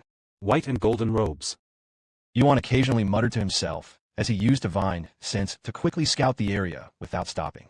Several days later, Yuan came to a stop when he finally found someone who looked to be from the Holy Sword Clan. He focused his divine sense on a bald old man clad in elegant white and gold robes adorned with intricate sword engravings. The old man was surrounded by sword masters, yet his gaze was fixed on a lone youth quietly cultivating before him, exuding a decent amount of enhanced sword aura. Not bad at all. The old man nodded in acknowledgement. Seeing this, envy flickered in the eyes of the surrounding sword masters, each secretly wishing it was their sword aura that had captured the old man's attention. 2013 Holy Sword Clan. When Yuan saw the situation, he decided not to interrupt, but to spectate instead. A few minutes later, the young man who'd caught the attention of the old man from the Holy Sword Clan opened his eyes and stood up, seemingly unaware of the elder's presence. The old man cleared his throat loudly to announce his presence before speaking. Young man, what's your name? The young man was startled momentarily, but he quickly recovered when he saw the old man's white and golden robes. Then, he hastily lowered his body and bowed. This junior is called Chu Ling. I apologize for not noticing you earlier, senior. The old man smiled and said, It's my fault for sneaking up on you. Anyway, if you don't mind me asking, how old are you? This junior is currently 3,291 years old. The young man responded. The surrounding sword masters expressed surprise after hearing the young man's response. So you've achieved enhanced sword aura in under 5,000 years. Very impressive indeed. Do you currently have a teacher? The old man continued to ask, almost like he was giving a job interview. No, I do not, but I did spend 1,000 years at the Gleaming Sword Sect. The old man nodded before retrieving what looked like a slab of metal, and said, If you can leave even the slightest scratch on this plate using your enhanced sword aura, I'll recruit you into the Holy Sword Clan. Chu Ling swallowed nervously at the opportunity before him. The Holy Sword Clan was home to 3 sword emperors. Joining them was a dream pursued by countless sword masters. Are you willing to accept this challenge? The old man asked. I am willing. Chu Ling immediately responded. The old man nodded and placed the medal on the ground. Whenever you are ready, he said. Chu Ling retrieved his sword and took a moment to prepare himself. Then, everyone watched as Chu Ling's body surged with enhanced sword aura, and he struck the metal plate with a resounding clang that echoed through the crater. The spectators anticipated Chu Ling to leave a mark on the metal plate, but to their shock, he was suddenly hurled backward like a rag doll. Before anyone could make sense of what had just happened, a cold, mocking laughter echoed through the air. All eyes turned toward the old man, who was now laughing hysterically, as though he'd just witnessed the most absurd joke in the world. What is going on? Chu Ling muttered in a daze as he slowly got back to his feet. The old man responded. That was the best you could do with that level of enhanced sword aura? What a waste of talents. What's happening, young master? Feng Yuxiang asked, as she was just as confused as the others. Yuan calmly explained. While his enhanced sword aura is indeed commendable, he has no idea how to wield it. It's like handing a divine blade to a child, powerful, yet utterly wasted. I didn't know you needed to know how to use sword aura. Feng Yuxiang remarked. While weapon aura is inherently powerful and can be used as is, you still need to learn to control it to utilize its full potential. It's like comparing a sharp knife with a dull knife. The old man approached Chu Ling and shook his head. Sorry, but it looks like you didn't pass the test. Please give me one more chance. I will do it properly this time. Chu Ling fell to his knees and begged. The old man narrowed his eyes and sneered in disdain. Another chance? Do you know how many people here would kill for a first chance? You were given a chance, but you squandered it. Without giving Chu Ling another look, the old man turned around and walked away, leaving him devastated. However, before the old man could get too far, Yuan descended right before him, blocking his path. The old man halted his movements and stared at Yuan with a somewhat surprised face. He'd been wandering the Grand Sword Crater for many years, but nobody had so boldly stood in his path before. Do you think I can give it a go? Yuan asked. What? The old man frowned. That metal slab. I want to try striking it with my sword aura. He clarified. I don't know if you're acting on boldness or pure stupidity, but I will give you a chance to walk away with your life. Yuan didn't say anything, but he exuded some of his sword aura. It wasn't his enhanced sword aura, but just his ordinary sword aura. The old man's eyes widened after sensing Yuan's ordinary sword aura, even doubting his own eyes for a second. His ordinary sword aura feels as powerful as the last guy's enhanced sword aura. But how is that possible? He cried inwardly, not daring to believe what he was sensing. In order to confirm the phenomenon before him, the old man retrieved the metal slab and tossed it on the ground. Go ahead. Without saying a word, Yuan retrieved a random sword from his spatial ring and swung it at the metal slab. The people around them expected to hear a loud clanging sound like usual, but to their puzzlement, Yuan's strike didn't make even the slightest sound. Did he miss? They wondered out loud as their eyes shifted to the metal slab on the ground. No way. Despite staring at the object with their own eyes, nobody there dared to believe what they were witnessing. This is. The old man's voice trembled as he stared at the metal slab lying on the ground, now cleanly split in two. It's not as durable as I thought it would be. Yuan muttered. The old man's body shook. Then, without warning, he lunged forward and grabbed both of Yuan's arms. You must join our Holy Sword clan, he declared. However, Yuan remained calm and said, I think there's been a misunderstanding. I'm not trying to join the Holy Sword clan. What? It wasn't just the old man. Everyone present wore the same stunned expression after hearing Yuan's words, their minds struggling to grasp such nonsense. 2014 Holy Sword Clan 2. After a moment of silence, the old man cleared his throat and spoke in a forceful tone. I must have misheard you just now. Can you repeat what you said? I said that I am not interested in joining the Holy Sword clan. Yuan calmly repeated, shocking everyone there for a second time. Blasphemy. If you're not interested in joining the Holy Sword clan, why did you even bother with the metal plate? Are you messing with me? The old man exclaimed, his face flushed in redness. However, he didn't give up and continued trying to recruit Yuan. The Holy Sword clan is the #1 faction for sword masters in the 9 heavens. If you wish to become a sword emperor, your best chance lies with us. We not only house 3 sword emperors, but the majority of sword emperors in history have hailed from our clan. The old man proclaimed, his tone filled with pride as he tried to sway Yuan's decision. I'll think about it after I finish training at the Holy Sword Temple. Yuan calmly responded. What? The Holy Sword Temple? The old man wore a dumbfounded expression on his face, but before he could speak further, Yuan retrieved the sword-shaped badge from his spatial ring and showed off. This is my actual reason for approaching you, he said. That's the Holy Sword emblem. Where did you get that from? The old man exclaimed. Does it matter where? Of course, it does. How do I know that you didn't steal it or find it by chance? Yuan didn't argue further and showed the old man his faction symbol. I got it from someone in my faction. Celestial Overlords. The old man and those around him sucked in a breath of cold breath after seeing his faction symbol. All right, come with me. I'll take you to our headquarters to speak with the elders. Though the number of sword masters within the Grand Sword Crater wasn't as overwhelming as outside, their presence was still significant, and Yuan couldn't go more than a few minutes without witnessing one practicing their sword techniques. After several days of travel and passing by numerous members of the Holy Sword Clan, they finally arrived at the clan's headquarters, located in the widest expanse of the Grand Sword Crater.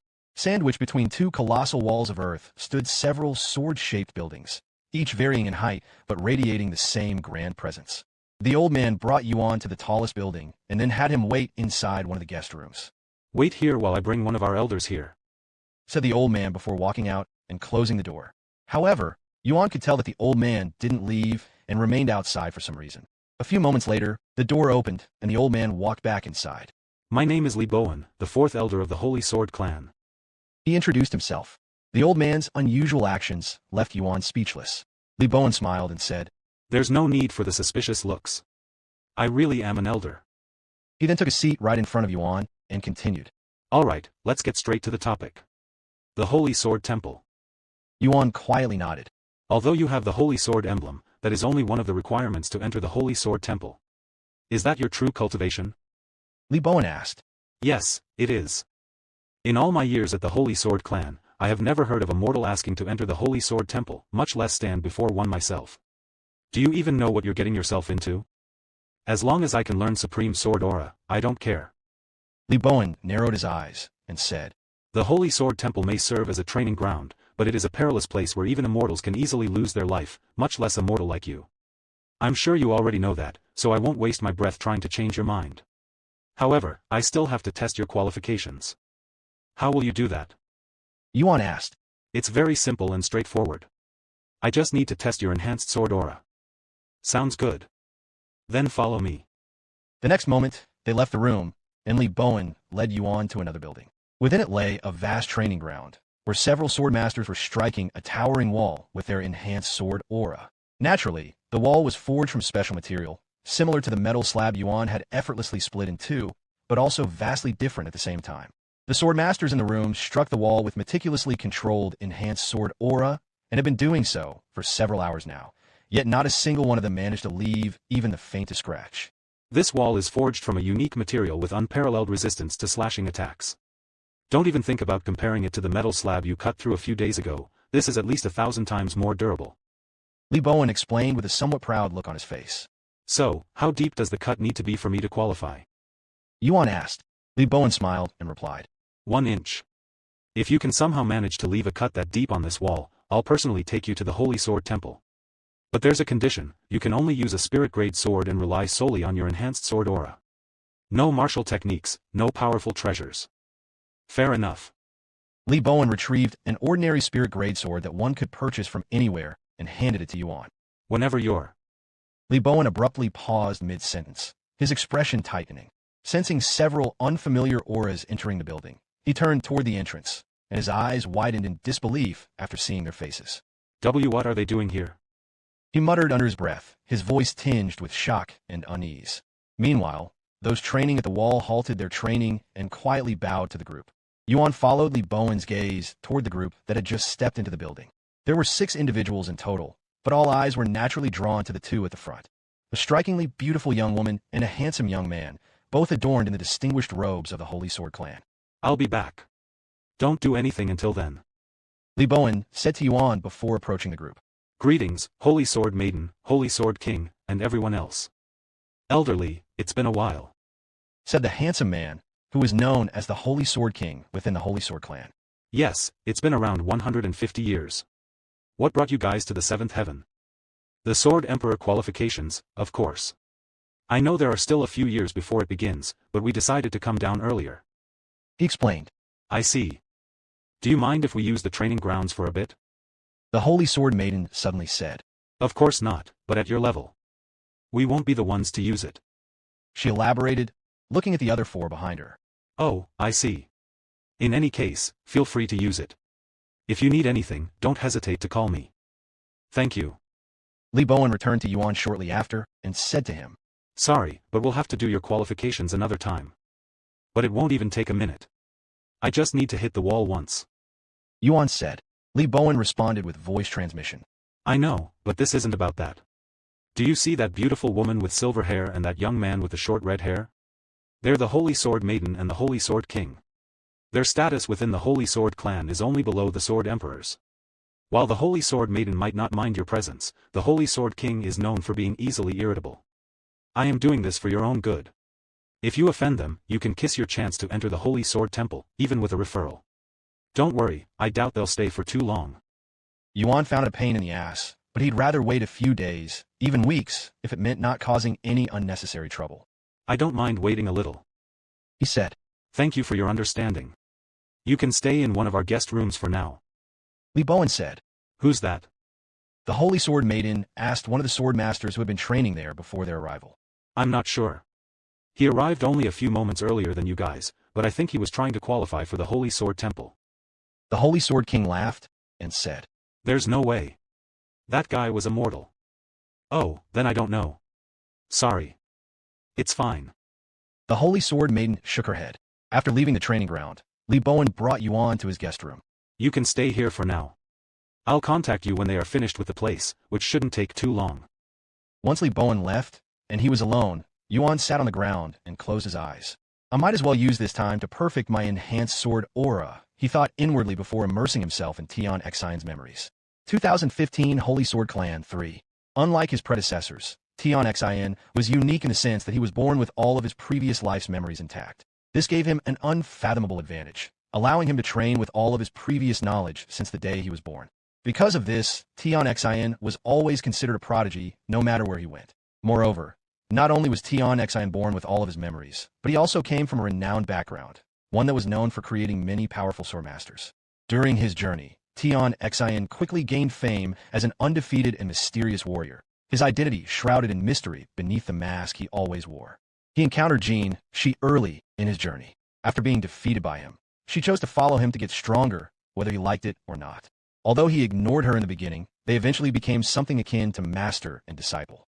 Of course, Tian Xian never admitted that he was teaching her, only giving her cryptic advice. It didn't take long for Jin Shi to develop feelings for Tian Xian, and in time, he began to feel the same. Yet, neither of them ever voiced their hearts. Though Jin Shi's affection often showed in her actions, quite obvious at times, she never found the courage to confess. As for Tian Xian, while he was aware of Jin Shi's feelings, he chose to feign ignorance. Together, they honed their swordsmanship. While Jin Shi struggled to achieve Enhanced Sword Aura, Tian Xian had long mastered Enhanced Sword Aura and was already looking to reach the next realm, the level of Supreme Sword Aura. As Yuan recalled his experiences as Tian Xian, Enhanced Sword Aura naturally emanated from his body. Since the strength of one's weapon aura stems primarily from comprehension, his Enhanced Sword Aura became sharper and toward perfection at an unfathomable rate. In the blink of an eye, a whole month has passed since Yuan arrived at the Holy Sword Clan. Knock knock. Yuan opened his eyes when someone suddenly knocked on the door. About time. He sighed out loud, assuming Bowen had finally arrived to inform him that the training ground was ready. He went to open the door a moment later, only to be surprised that it wasn't Bowen who'd knocked on the door. How can I help you? Yuan asked the beautiful young woman standing outside his door. This woman had long silver hair and red eyes that glowed faintly. Unexpectedly, it was the Holy Sword Maiden. The Holy Sword Maiden didn't respond right away. Instead, she glanced into his room to confirm he was alone. Then, with a slightly puzzled expression, she said, I happened to be passing by when I sensed Enhanced Sword Aura coming from this room. I may be mistaken, but was that you? The Holy Sword Maiden spoke with a tone of disbelief. The Enhanced Sword Aura she had sensed was so powerful, it could only be compared to that of a Sword Emperor. Yet the man before her was clearly just a mortal. Yes, it was mine. I was training. Sorry, I didn't realize it was leaking outside. I hope that didn't bother you. How? She muttered in a low voice before asking in a loud and clear voice. How did you achieve that level of Enhanced Sword Aura? I have already reached the level of Supreme Sword Aura, but my Enhanced Sword Aura couldn't be compared to it. Can you also use Supreme Sword Aura? No, I can't. That doesn't make any sense. Can you explain how you did it? I don't know what to tell you. The strength of one's weapon aura is based on their understanding, so. The Holy Sword Maiden frowned slightly, and said, Are you saying that you, who hasn't even learned Supreme Sword Aura, somehow has a better understanding than I? Well, each level of Sword Aura carries its own depth of understanding. Yuan said. So it's possible for someone to grasp one level more profoundly than another. I know that. But it still doesn't make sense. How can a mortal understand more than I, who is at the God Ascension realm? Yuan didn't know what else to say, but he had a feeling that he'd get into trouble soon. Come with me. She suddenly said. I really shouldn't. I was told to stay here by Elderly. Yuan said. Do you know who I am? She then asked. He nodded and answered. You're the Holy Sword Maiden, right? That's right, and my authority within the Holy Sword Clan is only second to the Sword Emperor's. Nothing will happen to you if you come with me. I promise. She said. Okay. Yuan responded with a stiff smile. It wasn't Li Bowen he was concerned about. However, he couldn't tell her that he was worried about getting involved with her, as that would definitely offend her. Without saying another word, the Holy Sword Maiden turned around and began walking away. Seeing this, Yuan could only sigh inwardly and follow her. They arrived at their destination a few minutes later. Unexpectedly, the Holy Sword Maiden brought him to the building with the metal wall. However, the place was empty. Upon their arrival, the Holy Sword Maiden silently approached the wall, retrieving one of the spirit-grade swords hanging nearby. She then stepped forward, positioning herself before the metal wall. After drawing a steady breath, she activated her Enhanced Sword Aura. In one graceful, fluid motion, she swung the sword, unleashing a streak of shimmering aura that sliced through the air toward the wall. When her Enhanced Sword Aura struck the wall, it carved a 6-inch deep gash into the metal, leaving a clear mark that stood out amid the countless faint scratches left by others. Before Yuan could even say anything, the Holy Sword Maiden tossed her sword at him and said, Your turn. 2016 Holy Sword Clan 4. Before I strike at the wall, do you mind calling Elderly here? Yuan asked after catching the spirit greatsword. Why? Are you worried that I might do something to you? The Holy Sword Maiden spoke with a frown. No, that's not it. I just don't want to do this again later. Why would you? The Holy Sword Maiden abruptly halted her sentence when she recalled something that was mentioned before. So it was true. You're here to qualify for the Holy Sword Temple, She said. Yuan nodded. That's right. In that case, there's no need to trouble Elderly. I can verify it myself. Go ahead, whenever you're ready. She said, urging him to proceed. All right. Yuan approached the metal wall, took a deep breath, and fell silent. The next moment, enhanced sword aura surged from his body before enveloping the sword. The Holy Sword Maiden remained silent, but her fists were tightly clenched. From a single glance, she could tell that his enhanced sword aura far surpassed hers. Yet, she couldn't fathom just how vast that difference was. Once he was ready, Yuan flicked his arm with lightning speed. In that instant, the sword in his grasp flickered like a phantom. In the moments that followed, Yuan's enhanced sword aura struck the 6-inch gash left by the Holy Sword Maiden. Not only did it erase her mark entirely, but it even pierced straight through the wall itself, leaving a clean hole in its wake. No way. The Holy Sword Maiden's legs buckled beneath her, and she collapsed on her buttocks with a soft thud, her eyes wide with disbelief. Yuan's enhanced sword aura hadn't merely exceeded her expectations. It likely surpassed even that of the Sword Emperors within the Holy Sword clan. Sorry, but I didn't mean to destroy the wall. Yuan muttered awkwardly, scratching his head. Elderly made it sound indestructible, after all. However, the Holy Sword Maiden was too shocked to even respond, and she merely continued staring at the hole with a dazed face. Seeing her in a daze, Yuan could only wait patiently for her to return to reality. However, his expression subtly shifted when he sensed several powerful presences drawing near. It was likely the Holy Sword King and the others. Even without being told, Yuan understood how terrible the situation appeared. He could already picture himself trying to explain the situation to them, only for things to worsen. Hell, he could even foresee the Holy Sword King picking a fight with him over this. With no other choice, Yuan hastily placed the spirit-grade sword on the ground beside the Holy Sword Maiden, then turned around and exited through the hole he'd created. Seeing this, the Holy Sword Maiden finally snapped out of her daze. However, Yuan had already left, and before she could give chase, the Holy Sword King and the others entered the building. What the hell happened here? The Holy Sword King exclaimed as his gaze fell upon the gaping hole in the wall. His first instinct was to assume the Holy Sword Maiden was responsible, yet he couldn't fathom why she'd do such a thing. However, before he could ask her anything, the Holy Sword Maiden stood up and ran toward the hole in the wall. Wait. Where are you going? The Holy Sword King immediately chased after her. With the Holy Sword King close behind, the Holy Sword Maiden rushed after Yuan. However, even with her divine sense enveloping the entire area, she couldn't detect his presence. Why can't I find him? Don't tell me he already left this place. But there's no way he could have gone that far in such a short time. Of course, Yuan was still within the Holy Sword clan's territory. The reason the Holy Sword Maiden couldn't find him was because he was concealing his presence with Shadow Veil. Sometime later, after giving up on finding Yuan, the Holy Sword Maiden went to find Li Bowen instead. That young man who came to qualify for the Holy Sword Temple, who is he? She questioned him. Excuse me? Li Bowen wore a dumbfounded look on his face. He couldn't understand why the Holy Sword Maiden was suddenly looking for Yuan, who hadn't left the guest room for over a month. Just answer my question. She raised her voice, startling him and the Holy Sword King, who had never seen her so agitated before. Are you looking for that mortal from a month ago? The Holy Sword King finally recalled. Why? Did he do something to you? I'll find and skin that bastard. Why are you even here? This doesn't concern you. She interrupted him. But. Get out. She pointed toward the exit.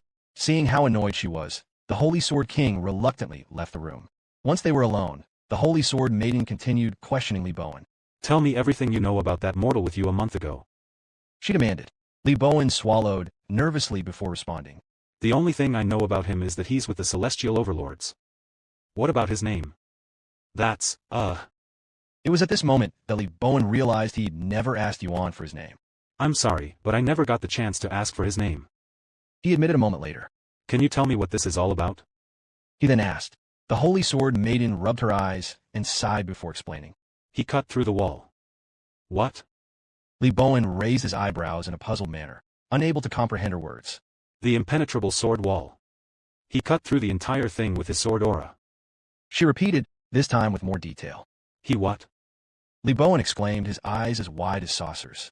Let me go see. Before the Holy Sword Maiden could respond, Li Bowen rushed to the training ground. The moment Li Bowen laid eyes on the gaping hole in the wall, his jaw nearly hit the ground in disbelief. After all, the only time he'd witnessed such devastation was from Supreme Sword Aura. Yet Yuan couldn't possibly know it if he was seeking training at the Holy Sword Temple. When the Holy Sword Maiden caught up, he asked her, How did he achieve this? With enhanced sword aura. She responded, confirming his suspicions. Unsure of how to respond, Li 2013 Holy Sword Clan. When Yuan saw the situation, he decided not to interrupt, but to spectate instead. A few minutes later, the young man who'd caught the attention of the old man from the Holy Sword Clan opened his eyes and stood up, seemingly unaware of the elder's presence. The old man cleared his throat loudly to announce his presence before speaking. Young man, what's your name? The young man was startled momentarily, but he quickly recovered when he saw the old man's white and golden robes. Then, he hastily lowered his body and bowed. This junior is called Chu Ling. I apologize for not noticing you earlier, senior. The old man smiled and said, It's my fault for sneaking up on you. Anyway, if you don't mind me asking, how old are you? This junior is currently 3,291 years old. The young man responded. The surrounding sword masters expressed surprise after hearing the young man's response. So you've achieved enhanced sword aura in under 5,000 years. Very impressive indeed. Do you currently have a teacher? The old man continued to ask, almost like he was giving a job interview. No, I do not, but I did spend 1,000 years at the Gleaming Sword Sect. The old man nodded before retrieving what looked like a slab of metal, and said, If you can leave even the slightest scratch on this plate using your enhanced sword aura, I'll recruit you into the Holy Sword Clan. Chu Ling swallowed nervously at the opportunity before him. The Holy Sword Clan was home to 3 sword emperors. Joining them was a dream pursued by countless sword masters. Are you willing to accept this challenge? The old man asked. I am willing. Chu Ling immediately responded. The old man nodded and placed the medal on the ground. Whenever you are ready, He said. Chu Ling retrieved his sword and took a moment to prepare himself. Then, everyone watched as Chu Ling's body surged with enhanced sword aura, and he struck the metal plate with a resounding clang that echoed through the crater. The spectators anticipated Chu Ling to leave a mark on the metal plate, but to their shock, he was suddenly hurled backward like a rag doll. Before anyone could make sense of what had just happened, a cold, mocking laughter echoed through the air. All eyes turned toward the old man, who was now laughing hysterically, as though he'd just witnessed the most absurd joke in the world. What is going on? Chu Ling muttered in a daze as he slowly got back to his feet. The old man responded. That was the best you could do with that level of enhanced sword aura? What a waste of talents. What's happening, young master? Feng Yuxiang asked, as she was just as confused as the others. Yuan calmly explained. While his enhanced sword aura is indeed commendable, he has no idea how to wield it. It's like handing a divine blade to a child, powerful, yet utterly wasted. I didn't know you needed to know how to use sword aura. Feng Yuxiang remarked. While weapon aura is inherently powerful and can be used as is, you still need to learn to control it to utilize its full potential. It's like comparing a sharp knife with a dull knife. The old man approached Chu Ling and shook his head. Sorry, but it looks like you didn't pass the test. Please give me one more chance. I will do it properly this time. Chu Ling fell to his knees and begged. The old man narrowed his eyes and sneered in disdain. Another chance? Do you know how many people here would kill for a first chance? You were given a chance, but you squandered it. Without giving Chu Ling another look, the old man turned around and walked away, leaving him devastated. However, before the old man could get too far, Yuan descended right before him, blocking his path. The old man halted his movements and stared at Yuan with a somewhat surprised face. He'd been wandering the Grand Sword Crater for many years, but nobody had so boldly stood in his path before. Do you think I can give it a go? Yuan asked. What? The old man frowned. That metal slab. I want to try striking it with my sword aura. He clarified. I don't know if you're acting on boldness or pure stupidity, but I will give you a chance to walk away with your life. Yuan didn't say anything, but he exuded some of his sword aura. It wasn't his enhanced sword aura, but just his ordinary sword aura. The old man's eyes widened after sensing Yuan's ordinary sword aura, even doubting his own eyes for a second. His ordinary sword aura feels as powerful as the last guy's enhanced sword aura. But how is that possible? He cried inwardly, not daring to believe what he was sensing. In order to confirm the phenomenon before him, the old man retrieved the metal slab and tossed it on the ground. Go ahead. Without saying a word, Yuan retrieved a random sword from his spatial ring and swung it at the metal slab. The people around them expected to hear a loud clanging sound like usual, but to their puzzlement, Yuan's strike didn't make even the slightest sound. Did he miss? They wondered out loud as their eyes shifted to the metal slab on the ground. No way. Despite staring at the object with their own eyes, nobody there dared to believe what they were witnessing. This is. The old man's voice trembled as he stared at the metal slab lying on the ground, now cleanly split in two. It's not as durable as I thought it would be. Yuan muttered. The old man's body shook. Then, without warning, he lunged forward and grabbed both of Yuan's arms. You must join our Holy Sword clan, he declared. However, Yuan remained calm and said, I think there's been a misunderstanding. I'm not trying to join the Holy Sword clan. What? It wasn't just the old man. Everyone present wore the same stunned expression after hearing Yuan's words, their minds struggling to grasp such nonsense. 2014 Holy Sword Clan 2. After a moment of silence, the old man cleared his throat and spoke in a forceful tone. I must have misheard you just now. Can you repeat what you said? I said that I am not interested in joining the Holy Sword clan. Yuan calmly repeated, shocking everyone there for a second time. Blasphemy. If you're not interested in joining the Holy Sword clan, why did you even bother with the metal plate? Are you messing with me? The old man exclaimed, his face flushed in redness. However, he didn't give up and continued trying to recruit Yuan. The Holy Sword clan is the #1 faction for sword masters in the 9 heavens. If you wish to become a sword emperor, your best chance lies with us. We not only house 3 sword emperors, but the majority of sword emperors in history have hailed from our clan. The old man proclaimed, his tone filled with pride as he tried to sway Yuan's decision. I'll think about it after I finish training at the Holy Sword Temple. Yuan calmly responded. What? The Holy Sword Temple? The old man wore a dumbfounded expression on his face, but before he could speak further, Yuan retrieved the sword-shaped badge from his spatial ring and showed it off. This is my actual reason for approaching you, he said. That's the Holy Sword emblem. Where did you get that from? The old man exclaimed. Does it matter where? Of course, it does. How do I know that you didn't steal it or find it by chance? Yuan didn't argue further and showed the old man his faction symbol. I got it from someone in my faction. Celestial Overlords. The old man and those around him sucked in a breath of cold breath after seeing his faction symbol. All right, come with me. I'll take you to our headquarters to speak with the elders. Though the number of sword masters within the Grand Sword Crater wasn't as overwhelming as outside, their presence was still significant, and Yuan couldn't go more than a few minutes without witnessing one practicing their sword techniques. After several days of travel and passing by numerous members of the Holy Sword Clan, they finally arrived at the clan's headquarters, located in the widest expanse of the Grand Sword Crater. Sandwiched between 2 colossal walls of earth stood several sword-shaped buildings, each varying in height but radiating the same grand presence. The old man brought Yuan to the tallest building and then had him wait inside one of the guest rooms. Wait here while I bring one of our elders here, said the old man before walking out and closing the door. However, Yuan could tell that the old man didn't leave and remained outside for some reason. A few moments later, the door opened and the old man walked back inside.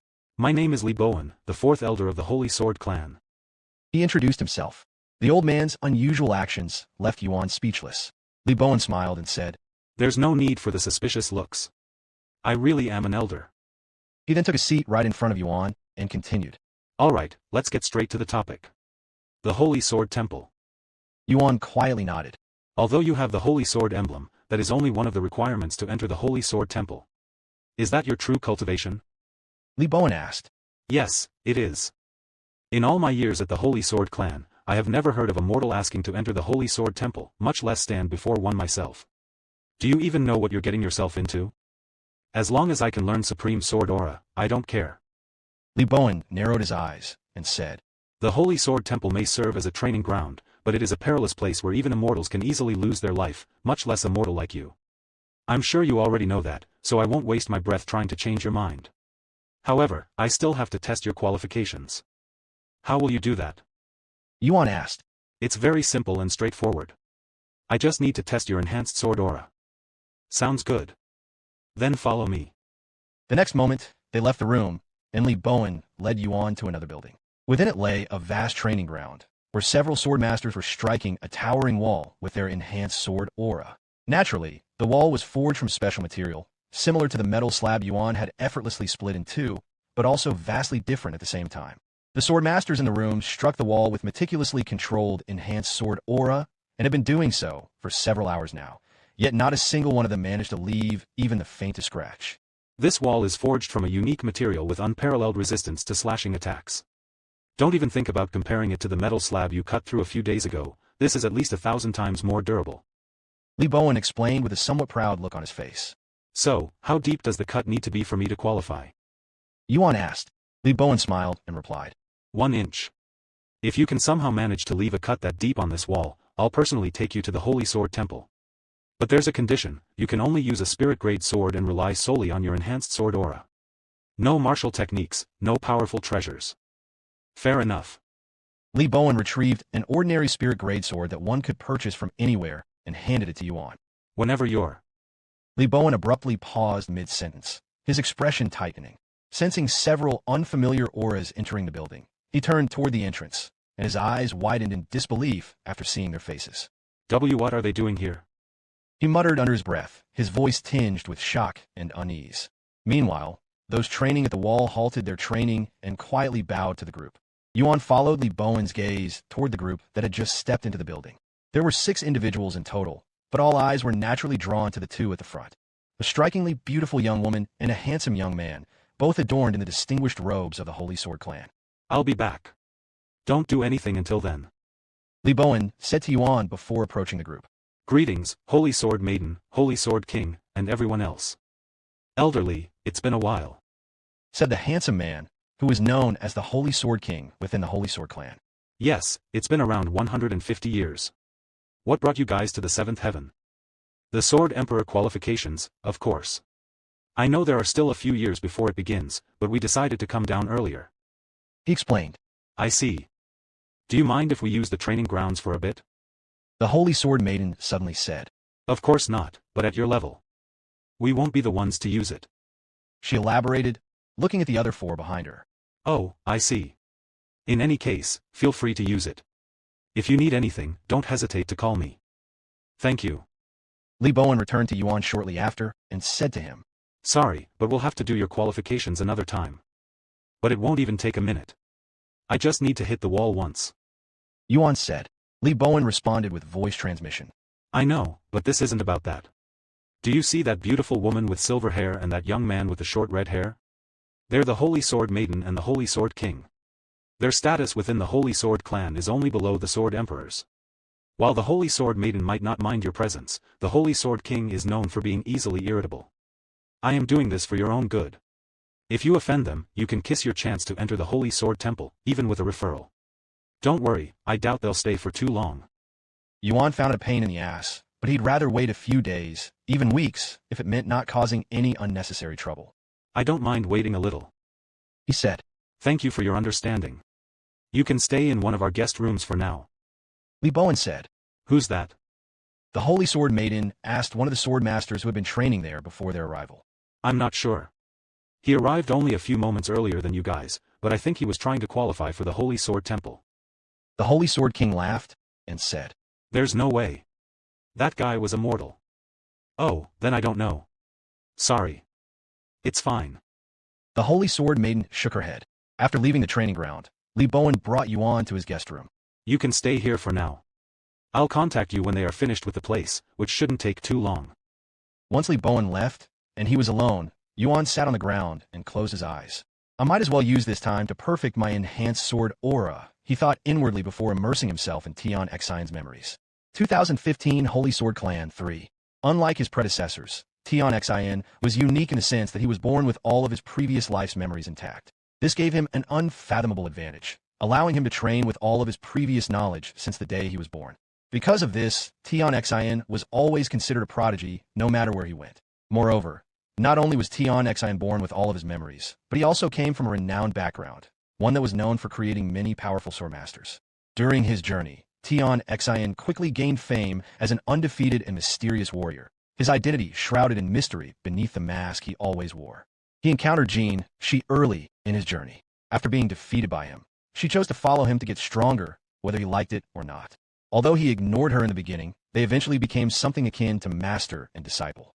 Of course, Tian Xian never admitted that he was teaching her, only giving her cryptic advice. It didn't take long for Jin Shi to develop feelings for Tian Xian, and in time, he began to feel the same. Yet, neither of them ever voiced their hearts. Though Jin Shi's affection often showed in her actions, quite obvious at times, she never found the courage to confess. As for Tian Xin, while he was aware of Jin Shi's feelings, he chose to feign ignorance. Together, they honed their swordsmanship. While Jin Shi struggled to achieve Enhanced Sword Aura, Tian Xin had long mastered Enhanced Sword Aura and was already looking to reach the next realm, the level of Supreme Sword Aura. As Yuan recalled his experiences as Tian Xin, Enhanced Sword Aura naturally emanated from his body. Since the strength of one's weapon aura stems primarily from comprehension, his Enhanced Sword Aura became sharper and toward perfection at an unfathomable rate. In the blink of an eye, a whole month has passed since Yuan arrived at the Holy Sword Clan. Knock knock. Yuan opened his eyes when someone suddenly knocked on the door. About time. He sighed out loud, assuming Li Bowen had finally arrived to inform him that the training ground was ready. He went to open the door a moment later, only to be surprised that it wasn't Li Bowen who'd knocked on the door. How can I help you? Yuan asked the beautiful young woman standing outside his door. This woman had long silver hair and red eyes that glowed faintly. Unexpectedly, it was the Holy Sword Maiden. The Holy Sword Maiden didn't respond right away. Instead, she glanced into his room to confirm he was alone. Then, with a slightly puzzled expression, she said, I happened to be passing by when I sensed Enhanced Sword Aura coming from this room. I may be mistaken, but was that you? The Holy Sword Maiden spoke with a tone of disbelief.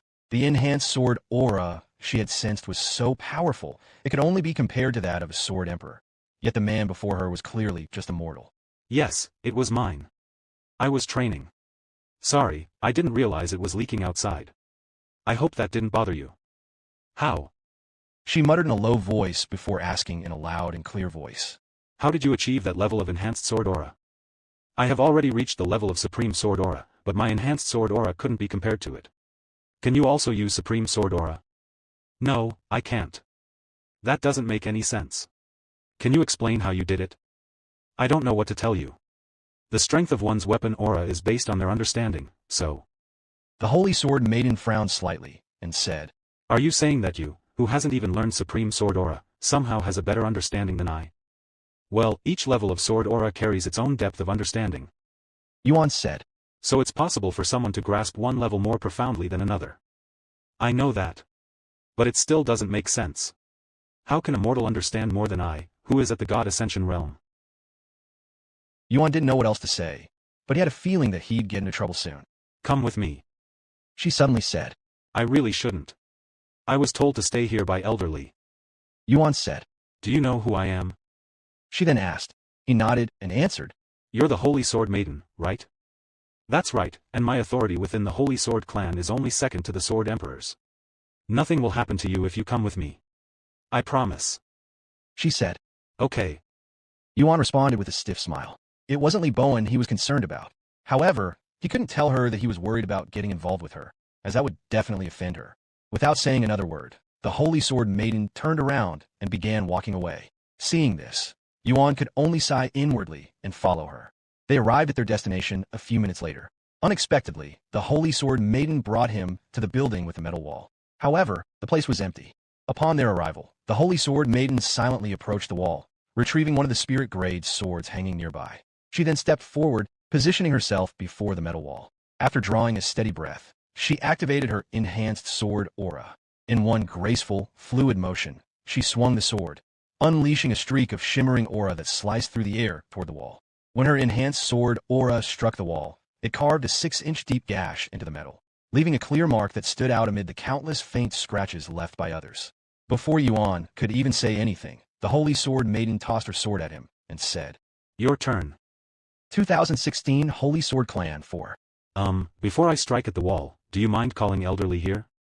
Yuan asked after catching the spirit greatsword. Why? Are you worried that I might do something to you? The Holy Sword Maiden spoke with a frown. No, that's not it. I just don't want to do this again later. Why would you? The Holy Sword Maiden abruptly halted her sentence when she recalled something that was mentioned before. So it was true. You're here to qualify for the Holy Sword Temple. She said. Yuan nodded. That's right.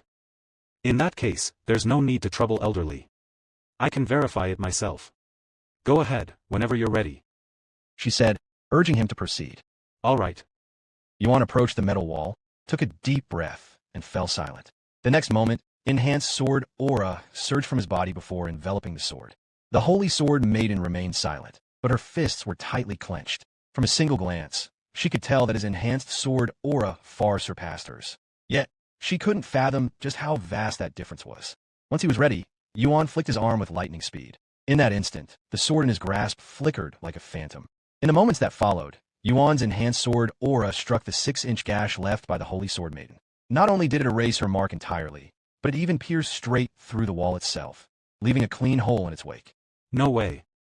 The Holy Sword Maiden's legs buckled beneath her, and she collapsed on her buttocks with a soft thud, her eyes wide with disbelief. Yuan's enhanced sword aura hadn't merely exceeded her expectations. It likely surpassed even that of the Sword Emperors within the Holy Sword clan. Sorry, but I didn't mean to destroy the wall. Yuan muttered awkwardly, scratching his head. Elderly made it sound indestructible, after all. However, the Holy Sword Maiden was too shocked to even respond, and she merely continued staring at the hole with a dazed face. Seeing her in a daze, Yuan could only wait patiently for her to return to reality. However, his expression subtly shifted when he sensed several powerful presences drawing near. It was likely the Holy Sword King and the others. Even without being told, Yuan understood how terrible the situation appeared. He could already picture himself trying to explain the situation to them, only for things to worsen. Hell, he could even foresee the Holy Sword King picking a fight with him over this. With no other choice, Yuan hastily placed the spirit-grade sword on the ground beside the Holy Sword Maiden, then turned around and exited through the hole he'd created. Seeing this, the Holy Sword Maiden finally snapped out of her daze. However, Yuan had already left, and before she could give chase, the Holy Sword King and the others entered the building. What the hell happened here? The Holy Sword King exclaimed as his gaze fell upon the gaping hole in the wall. His first instinct was to assume the Holy Sword Maiden was responsible, yet he couldn't fathom why she'd do such a thing. However, before he could ask her anything, the Holy Sword Maiden stood up and ran toward the hole in the wall. Wait. Where are you going? The Holy Sword King immediately chased after her. With the Holy Sword King close behind, the Holy Sword Maiden rushed after Yuan. However, even with her divine sense enveloping the entire area, she couldn't detect his presence. Why can't I find him? Don't tell me he already left this place. But there's no way he could have gone that far in such a short time. Of course, Yuan was still within the Holy Sword clan's territory. The reason the Holy Sword Maiden couldn't find him was because he was concealing his presence with Shadow Veil. Sometime later, after giving up on finding Yuan, the Holy Sword Maiden went to find Li Bowen instead. That young man who came to qualify for the Holy Sword Temple, who is he? She questioned him. Excuse me? Li Bowen wore a dumbfounded look on his face. He couldn't understand why the Holy Sword Maiden was suddenly looking for Yuan, who hadn't left the guest room for over a month. Just answer my question. She raised her voice, startling him and the Holy Sword King, who had never seen her so agitated before. Are you looking for that mortal from a month ago? The Holy Sword King finally recalled. Why? Did he do something to you? I'll find and skin that bastard. Why are you even here? This doesn't concern you. She interrupted him. But. Get out. She pointed toward the exit. Seeing how annoyed she was, the Holy Sword King reluctantly left the room.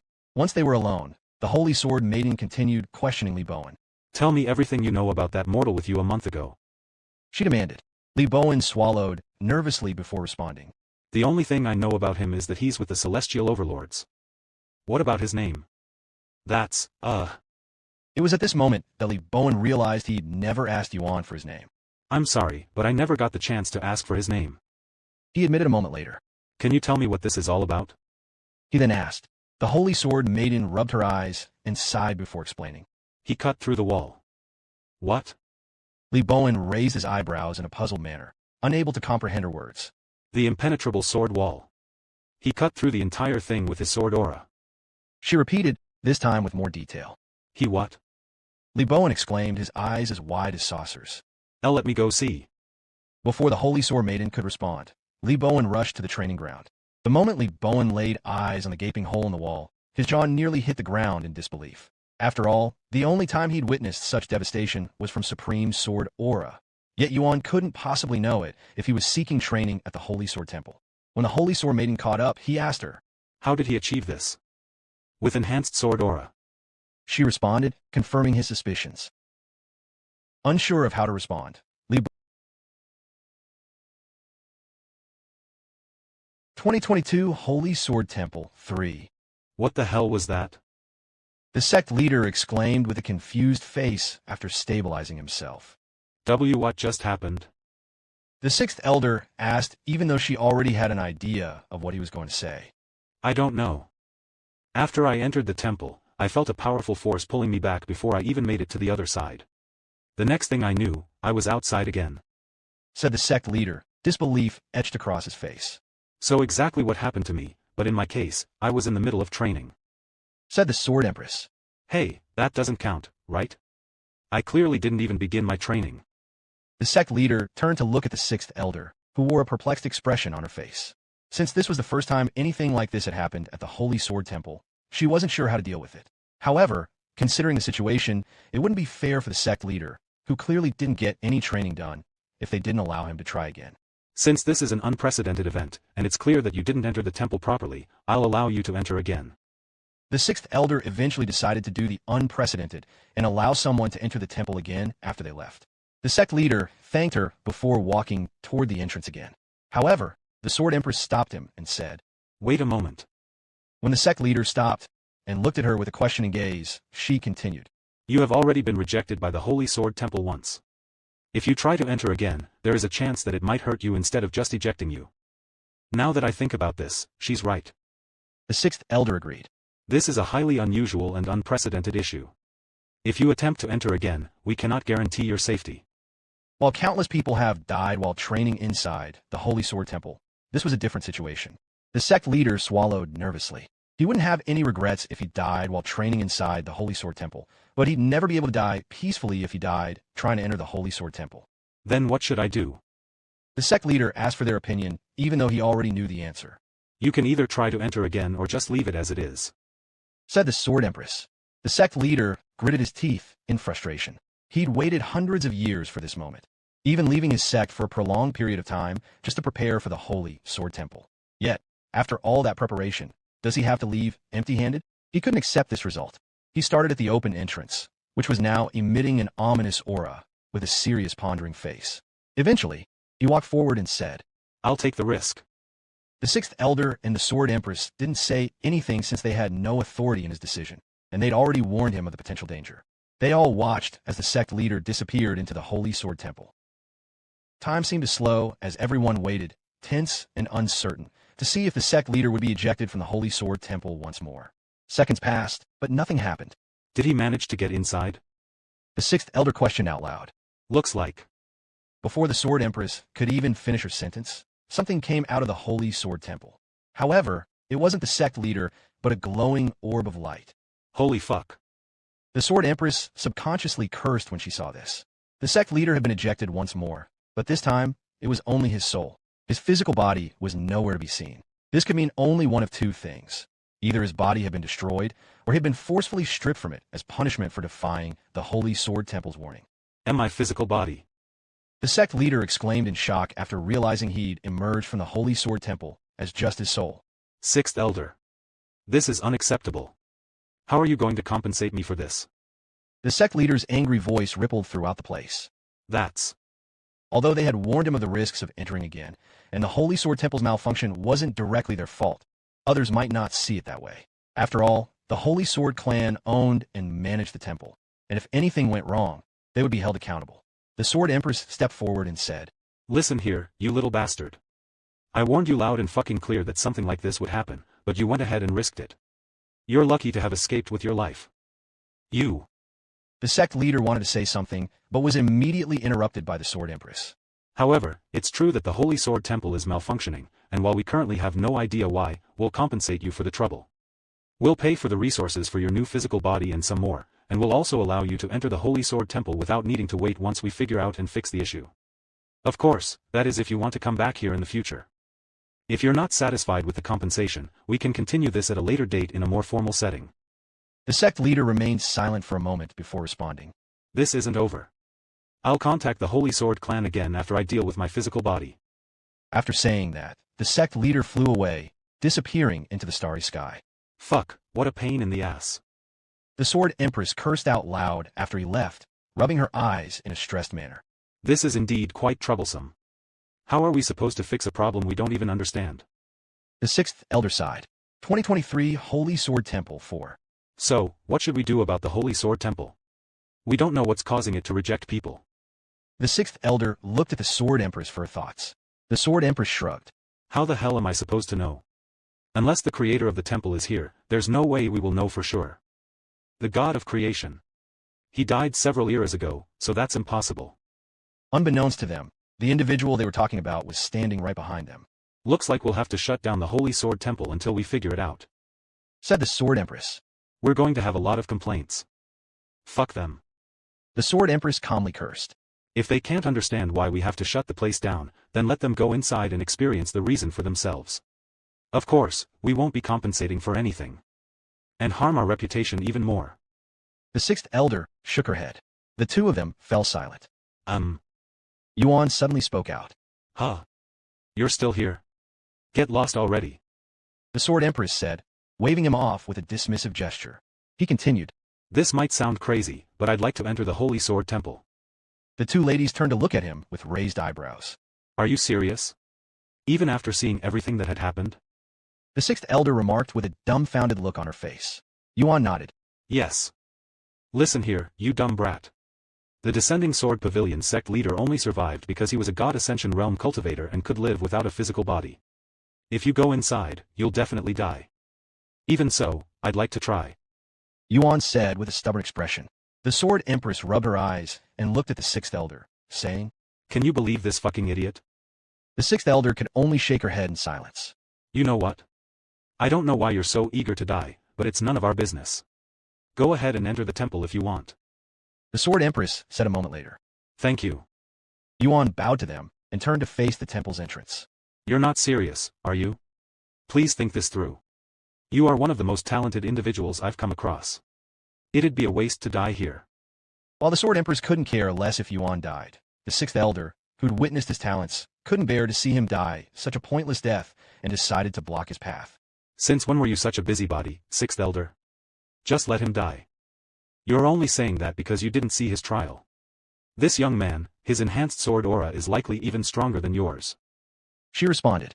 The Sword Empress' eyes widened with bafflement after hearing such outrageous words. Now that is a claim I cannot ignore. You think this stinking mortal brat's enhanced sword aura is stronger than mine? Have you gone senile from being in this place for too long? Who was she? She was the Sword Empress, a sword master who had reached the pinnacle of swordsmanship. And yet, the sixth elder had the audacity to claim that a mere mortal surpassed her? The notion was utterly absurd. Before the sixth elder could respond, the Sword Empress looked at Yuan and asked him, What do you think? Do you think your enhanced sword aura is stronger than mine? No. Yuan answered almost instantly without any hesitation. The Sword Empress narrowed her eyes at him.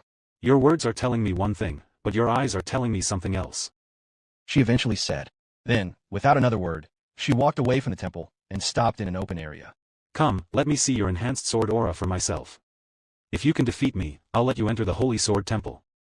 She said. Yuan sighed inwardly at how the situation turned out. He only wanted to enter the Holy Sword Temple without any issue, but the sixth elder had to open her mouth. When the sixth elder noticed Yuan glaring at her with blame in his eyes, she could only respond with an apologetic smile. Are you really going to fight with a mortal?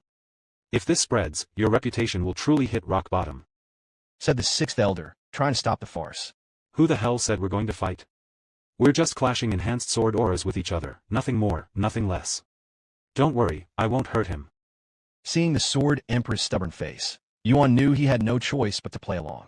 Since he couldn't sense any ill intent coming from her, he wasn't worried that she might try to kill him. Sometime later, the two stood facing each other, separated by a distance of roughly a dozen meters. Let's keep this simple. When I say go, we'll both release our enhanced sword aura, and the one with the sharpest and strongest sword aura wins. Yuan nodded in acknowledgement. I'll give you a few minutes to prepare. No need. Yuan calmly rejected. Well, would you look at that? Feeling confident, are you? Even after saying no to my question. The Sword Empress said with an irritated smile, feeling like she was being looked down upon by Yuan, a mere mortal. She retrieved a spirit stone from her spatial ring and said, When this touches the ground, release your sword aura. Then, she flicked the spirit stone into the air. Once it dropped to the ground a moment later, both Yuan and the Sword Empress unleashed their enhanced sword aura, instantly flooding the Holy Sword Temple with powerful ripples of energy. Had the place not been constructed from materials resistant to sword aura, their clash would have torn everything apart. Son of a fucking bitch. The Sword Empress cursed under her breath as she compared their enhanced sword auras, only to realize she was slightly inferior to Yuan, causing her face to twist with disbelief. 2024 True Enhanced Sword Aura. Are you satisfied now? Yuan asked the Sword Empress once it was clear whose enhanced sword aura was stronger. The Sword Empress withdrew her sword aura, but she remained silent, seemingly trying to comprehend the situation. How can a mere mortal have a deeper understanding of sword aura than a Sword Emperor, someone who has hundreds of thousands of years of experience? It just didn't make sense no matter how she thought about it. No, what if he's a reincarnator who was a Sword Emperor in his past life? The Sword Empress thought of this possibility, which made the most sense. After clicking her tongue, the Sword Empress spoke in a defeated tone. Fine, you win. Then I'll be entering the Holy Sword Temple now. Wait. The Sword Empress suddenly stopped him. What is it now? Yuan sighed. Now that she had witnessed Yuan's talent firsthand, she agreed with the Sixth Elder that letting someone like him throw his life away would be a waste. Why are you so desperate? To the point of throwing your life away? She asked. Of course, Yuan had no intention of throwing his life away. He was certain that the Holy Sword Temple's unusual behavior was connected to him. But it wasn't something he could reveal, and even if he tried, they wouldn't believe him. I won't die, he said. What makes you sound so sure? Just a feeling. He shrugged, and before they could say anything else, Yuan suddenly sped into the temple, disappearing before their eyes. That fool. The Sword Empress shook her head. Moments passed, but Yuan wasn't ejected from the Holy Sword Temple. Seeing this, they believed that Yuan had been killed inside. That idiot just wouldn't listen. The Sword Empress sighed. We can't be sure he's dead since there's no corpse, said the Sixth Elder. The Sword Descending Pavilion sect leader emerged with just his soul, so the Holy Sword Temple had likely destroyed his physical body. Since Yuan is just a mortal, he wouldn't be able to survive without his body. It's a pity that we lost such a talented individual, but there's nothing we can do. Countless geniuses die every day. However, just as the Sword Empress turned around and began walking away, the Sixth Elder suddenly shouted. Look! The temple's door has closed. What? The Sword Empress halted in her tracks and turned around. And sure enough, the entrance to the Holy Sword Temple had been sealed, an occurrence that only took place when the trial had officially begun. No way, he actually managed to make it inside? Then why the hell did it force the sect leader and me out? She muttered in a confused daze. The Sixth Elder had no response, and could only stare at the closed door with a dumbfounded face. Meanwhile, inside the Holy Sword Temple, Yuan found himself standing in a vast room that had the aesthetic of an ancient temple. However, he wasn't alone. At the far end of the room stood another figure, tall and imposing, clad in white and silver robes, with a faceless mask concealing his identity. Tian Xin. Yuan instantly recognized himself. He had expected some sort of exchange, but without a word, Tian Xin suddenly raised his arm, summoning thousands of blades into the air, each forged from pure, enhanced sword aura. What the? With a swift motion, Tian Xin swung his arm downward, sending the countless blades hurtling toward him like a deadly rain of arrows. Yuan instantly enveloped himself in enhanced sword aura. Since his sword aura matched Tian Xin's in strength, the incoming blades wouldn't slice through him outright, but they would gradually wear down his defense, chipping away at the sword aura protecting his body. I see, so the training has already begun. Quickly realizing this, Yuan stopped thinking about anything else and immediately began fighting back. Mirroring Tian Xin's move, Yuan conjured thousands of blades formed from enhanced sword aura, intercepting the incoming assault. With the barrage deflected, he surged forward, gripping number 1 under heaven tightly in his hand. To Yuan's surprise, Tian Xin drew a sword of his own, and it was also number 1 under heaven. With every clash, their enhanced sword auras erupted violently, scattering in all directions like sparks. Time flew by, and in the blink of an eye, nearly 2 weeks had passed since Yuan's battle with Tian Xin began. And yet, neither had managed to gain the upper hand. It was as if they were locked in a perfect stalemate. This didn't surprise Yuan, since they were essentially the same person. However, after another 2 weeks, at the beginning of their second month fighting, Tian Xin suddenly spoke in a somewhat mocking tone. You are supposed to grow stronger with every reincarnation, yet you don't seem any stronger than me. If you want to defeat me, you'll have to become stronger than all of your incarnations. Hearing this, Yuan felt something click inside his head. He's right. I have stopped seriously trying to improve myself after I began regaining my memories. He realized that he'd only been recovering his original strength, but he hadn't been trying to become stronger than that. Upon realizing this, Yuan stopped fighting with the intention to defeat Tian Xin, but to improve himself. With tens of millions of years of experience under his belt, Yuan's level of comprehension was unfathomable. Soon, Yuan slipped into a trance mid-battle. Though his consciousness went elsewhere, his body moved instinctively, as if it were on autopilot. As time continued to flow, Yuan's enhanced sword aura started growing stronger despite having reached the realm of perfection. Tian Xian smiled behind his mask after seeing this. After spending an entire year inside the Holy Sword Temple and fighting with Tian Xian nonstop, Yuan's sword aura had reached a new level. While it wasn't Supreme Sword Aura, it surpassed all Enhanced Sword Aura and came extremely close to Supreme Sword Aura. Let's just call this True Enhanced Sword Aura. Yuan muttered with a satisfied smile on his face. 2025 True Sword Body. After attaining True Enhanced Sword Aura, Yuan's combat prowess surged to a new level. Tian Xian's perfected Enhanced Sword Aura was no longer a threat, and each clash ended the same, with Yuan's aura shattering Tian Xian's like a rock smashing through glass. Just a few hours after acquiring True Enhanced Sword Aura, Yuan defeated Tian Xian, putting an end to their year-long battle. Tian Xian sat on the ground with half of his body severed, but since he was just an illusion, there was no blood, and he could still talk. Not bad, Muttered Tian Xian. However, this is just the beginning. Not only do you still have to learn Supreme Sword Aura, but you must eventually surpass it. Suddenly, Tian Xian's severed body reassembled itself, merging seamlessly back into one. And I am here to help you achieve Supreme Sword Aura. Once he was back on his feet, Tian Xian's body surged with Supreme Sword Aura. I'm sure you already have the understanding and experience to use Supreme Sword Aura, but you still can't learn it for some reason, right? Yuan nodded. Then you just need to let it naturally reveal itself, and the best way to do that is through battle.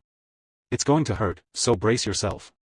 Tian Xian warned before attacking with Supreme Sword Aura, sending it toward Yuan like a relentless storm. The moment Tian Xian's Supreme Sword Aura collided with Yuan's True Enhanced Sword Aura, a brief struggle ensued. But soon, Yuan's aura began to erode under the overwhelming force. Had he relied on mere Enhanced Sword Aura, the Supreme Sword Aura would have torn through it instantly, destroying his physical body without resistance. How are you going to deal with this?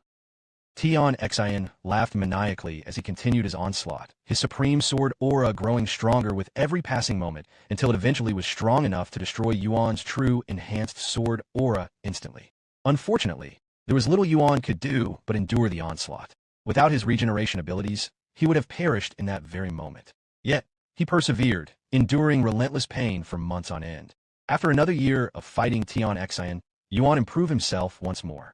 His sword body, which had been attained after fusing his sword aura into his body, evolved. After perfecting fusing your enhanced sword aura with your body, your sword body has evolved into enhanced sword body.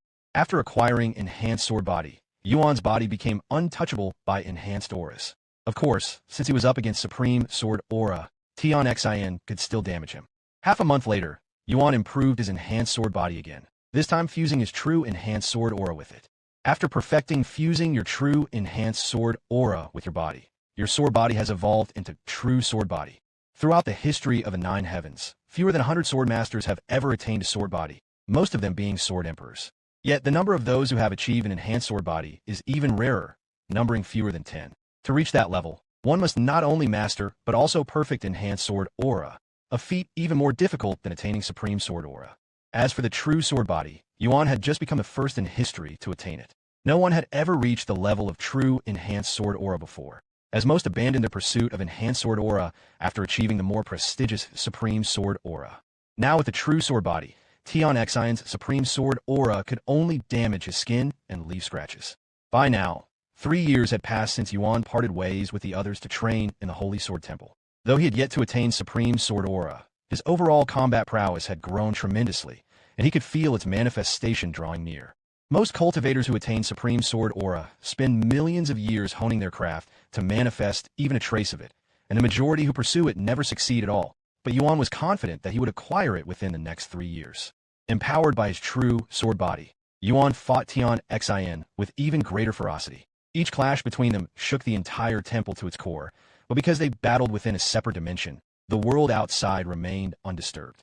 Meanwhile, news of the Holy Sword Temple's malfunction spread across the Nine Heavens, revealed by the sect leader of the Sword Descending Pavilion after his devastating experience.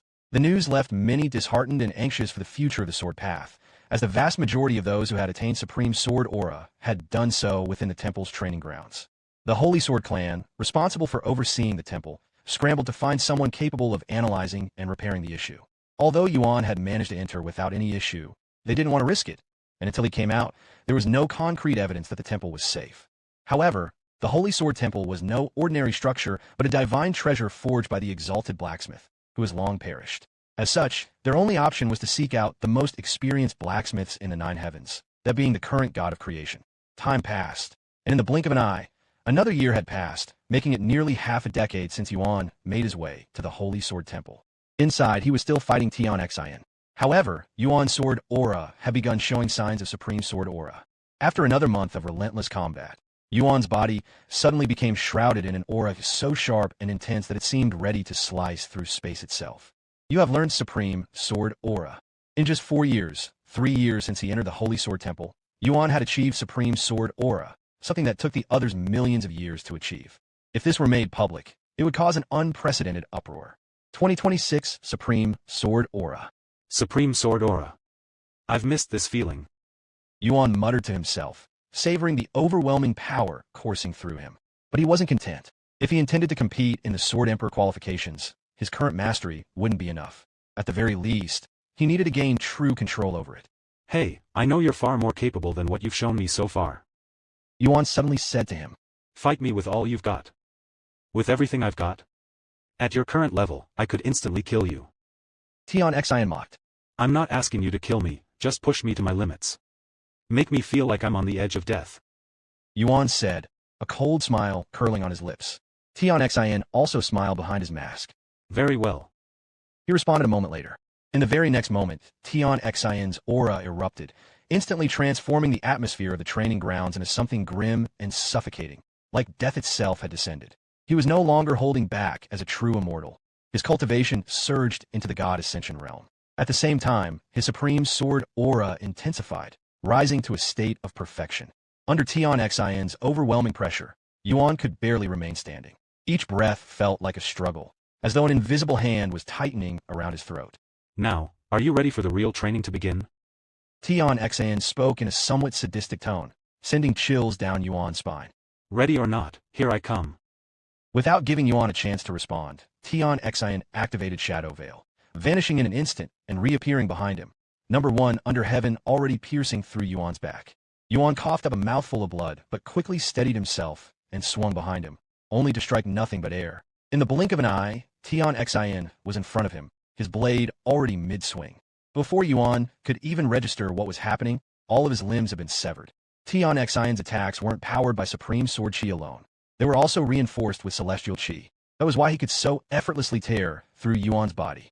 For the next several months, Yuan was pushed to the brink of death again and again, enduring countless near-death experiences. However, he was also improving at a rapid rate, and his supreme sword aura became more refined and powerful. Eventually, after spending nearly 6 years in the Holy Sword Temple, Yuan perfected his supreme sword aura and even began to merge it with his true sword body. Once he was satisfied with the results of his training, Yuan exited the Holy Sword Temple. Before departing, Tian Xian handed him a sword. At first glance, it looked like a simple steel blade, but intricate symbols were etched along its surface. Despite its craftsmanship, it didn't radiate the aura of a treasure.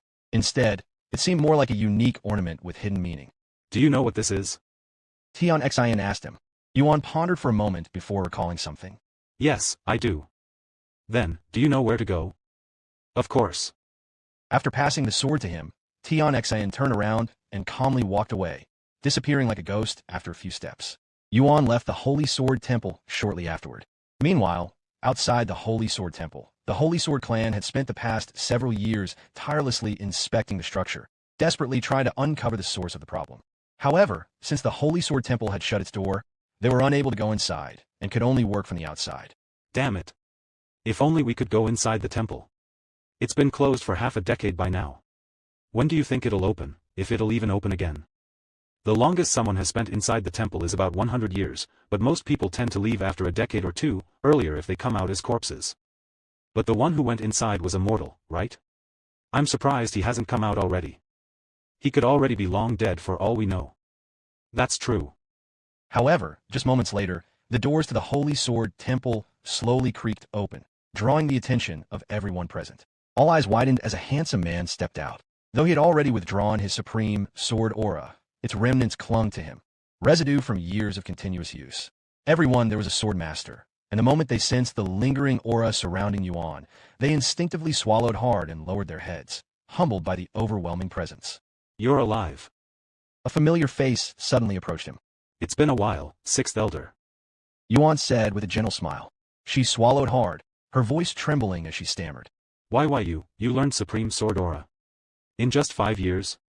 Even though it was right before her eyes, the Sixth Elder could scarcely believe it. Not only had Yuan achieved Supreme Sword Aura in record time, but he was also likely the first mortal in history to ever do so.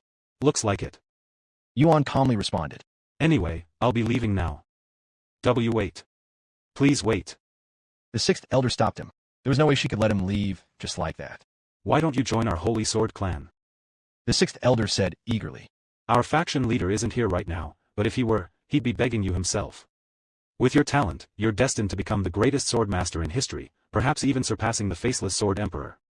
I'm flattered, but I don't have time to talk about that now. I need to hurry to the gates of heaven for the Sword Emperor qualification. He calmly responded. Sword Emperor qualification?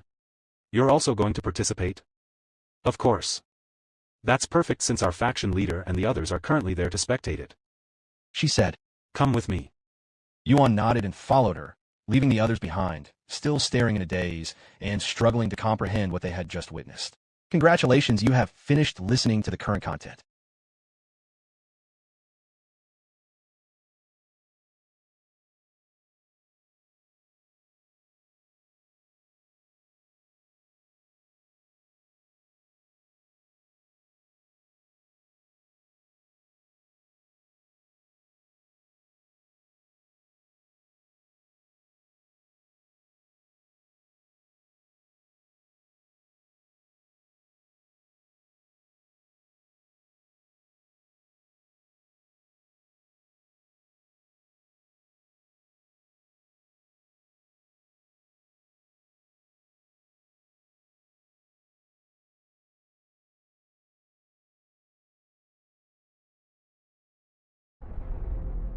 "2027, leaving the Holy Sword Temple. Yuan followed the Sixth Elder to the same golden carriage that had brought him to the Holy Sword Temple years ago. Once inside, the flying treasure immediately began to move, but it moved at a much quicker pace than before. We will arrive directly at the gates of heaven in 1 month, so we have plenty of time to talk. Yuan had hoped to visit the super-perfect physique tempering sect first, but time was short. Besides, he was fairly certain they would already be at the gates of heaven since he had mentioned his intention to enter the Sword Emperor qualifications. After all, You want me to join the Holy Sword clan, right? While it wasn't direct, I have already been recruited by the Holy Sword Maiden. In that case, what do you think? most people would leap at the opportunity to join the Holy Sword clan, so this was the first time the Sixth Elder had encountered someone who didn't. Yet she wasn't offended. In fact, with talent like his, she felt he had every right to be picky. I said that I'd need some time to see whether the Holy Sword clan was a place I wanted to be associated with. After all, I don't want to join a place I know nothing about. What if I accidentally join a faction with a bad reputation? I don't want that to happen. Then you have nothing to worry about. Our Holy Sword clan is not only reputable, but we're also very respected. Besides the recent incident with the Holy Sword Temple, we don't have any issues. Hearing this, Yuan felt a little guilty. The Holy Sword Temple only acted it did because of him, but the Holy Sword Temple took the blame. About the Holy Sword Temple. I think everything is functional again. I was able to train inside without any issues, after all. Said Yuan. The Sixth Elder nodded and said, I'm glad nothing happened to you, but we can't assume it's safe to enter again. We'll need to conduct a thorough analysis. Yuan wanted to tell her it wasn't necessary, but chose to remain silent, as explaining everything would be too troublesome, and she likely wouldn't believe him anyway. Since there was nothing actually wrong with the Holy Sword Temple, they'd find nothing unusual. Most likely, they'd just waste time investigating, only to resume using it in the near future. Anyway, I'll consider joining the Holy Sword clan, so you don't need to try to convince me. He then said, If you say so. Not wanting to annoy him, the Sixth Elder stopped mentioning it and closed her eyes to cultivate. Yuan spent the following month by the window, gazing into the distance each day in hopes of seeing the Eater of Stars again, but alas, she never appeared. A month later, they arrived at the gates of heaven in the seventh heaven. Since most cultivators from the eighth and ninth heavens possessed treasures that allowed them to spectate from afar and had the resources to travel downward, hosting the Sword Emperor qualifications in the seventh heaven ensured the greatest possible audience. The gates of heaven's territory spanned thousands of miles, making it one of the most prominent sects in the seventh heaven, with a disciple count exceeding 100,000. Much of its popularity stemmed from its vast and unparalleled collection of cultivation techniques, and unlike many others, The sect was generous in sharing them with its disciples. The sect's leader, Bai Ling, was among the most respected cultivators in the Nine Heavens, hailed as a hero by many and regarded as a role model throughout the cultivation world. His contributions to the Nine Heavens were nearly unparalleled. Beyond making techniques affordable through the myriad of techniques, Bai Ling was renowned for aiding anyone in need, regardless of their status or background. Despite holding only the rank of overlord within the celestial overlords, Bai Ling's contributions were unmatched, even surpassing those of the celestial overlords themselves. Of course, if he wished, he could easily claim the title, having been offered the position multiple times. Yet, for reasons unknown, he had declined each offer and remained as Su Jieqi's closest aide. Thanks to Bai Ling's esteemed reputation, news that the next Sword Emperor qualifications would be held at the Gates of Heaven quickly drew the attention of countless prominent figures across the Nine Heavens, many of whom chose to attend in person. Naturally, as a once-in-100,000-year event, the Sword Emperor qualifications already commanded immense attention, drawing an endless sea of spectators from across the world. Even before reaching the Gates of Heaven, Yuan could see thousands of cultivators converging from all directions, almost as if there was a massive banquet. We're here. The sixth elder said as she walked to the door. Give me a moment. Yuan retrieved his mask and wore it. The sixth elder raised her eyebrows after seeing this, and she couldn't help but ask, What's with the mask? There are too many people here, and I don't like having too much attention. He calmly responded. The sixth elder remained silent, her gaze fixed on Yuan, his appearance strikingly reminiscent of the faceless Sword Emperor. Unbeknownst to Yuan, all who trained in the Holy Sword Temple had to face Tian Xian in battle, so they were very familiar with his appearance. Did you sign up for the event yet? She suddenly asked. No, I haven't. Is it too late? No, you can still sign up now. Most people sign up a few days before the qualifications begin, anyway. Come with me. I'll take you there. Yuan nodded. After stepping out of the golden carriage, Yuan followed the sixth elder to the sect's entrance, where hundreds of people were streaming in through the gates. While the crowd made their way to the spectators' area, the sixth elder led Yuan to the inner court of the sect, a far quieter place, as guests were only permitted to roam the outer court. 2028, you better remember my name. When they arrived at their destination, Yuan noticed a few familiar faces, all standing before a fist-sized red crystal that floated on a circular platform. The first familiar face was Li Bowen from the Holy Sword Clan, and then there was the potty-mouthed Sword Empress. The other familiar faces were obviously the Holy Sword Maiden and the Holy Sword King. Right as their arrival, Yuan could see a handsome man standing before the red crystal with a sword in his grasp and his body gushing with supreme sword aura. You may begin, said a middle-aged man clad in the Gates of Heaven's sect elder uniform. Then, the handsome man swung his sword at the floating red crystal, striking it with his supreme sword aura. However, the red crystal remained undamaged, emitting a faint red glow the next moment. I'm sorry, but your supreme sword aura is not strong enough to participate, said the sect elder. Damn it. The handsome man clenched his teeth in anger and frustration. Ha ha ha. The Holy Sword King suddenly laughed as he stepped forward. Let me show you how it's done. He retrieved his sword and immediately surged with supreme sword aura that was noticeably much stronger than the man's. Once the sect elder nodded, the Holy Sword King swung at the red crystal, causing it to emit a bright crimson light. Holy Sword King of the Holy Sword Clan, qualified, said the sect elder. The man sucked his teeth in annoyance at the Holy Sword King, but didn't say anything since the Holy Sword King was clearly stronger than him. After the Holy Sword King, the Holy Sword Maiden stepped forward and repeated the same thing, striking the red crystal with her supreme sword aura. The red crystal radiated a brilliant crimson light, comparable to that of the Holy Sword King, and perhaps even subtly stronger. Holy Sword Maiden of the Holy Sword Clan, qualified. Senior Huang, what do you think? Do you think we can become Sword Emperors? The Holy Sword King asked the Sword Empress. She snorted and said, Just because you qualify to participate doesn't mean you'll qualify as a Sword Emperor. However, judging by your results, I think you'll have a good chance of. The Sword Empress abruptly cut herself off when two figures caught her eye from the corner of her vision. Normally, such a sight wouldn't warrant her attention, but one was the sixth elder, and the other wore a mask. Ignoring the sixth elder, the Sword Empress focused her attention on Yuan, her eyes wide with disbelief. Faceless Sword Emperor? She muttered in a daze. What? The others followed her gaze. Since everyone who trained inside the Holy Sword Temple had fought the Faceless Sword Emperor, they were all familiar with his appearance. No way. The Holy Sword Maiden and the others were just as stunned as the Sword Empress. After all, Yuan didn't just resemble the Faceless Sword Emperor in stature. He was, in almost every way, his mirror image. Yuan stepped up and asked the sect elder.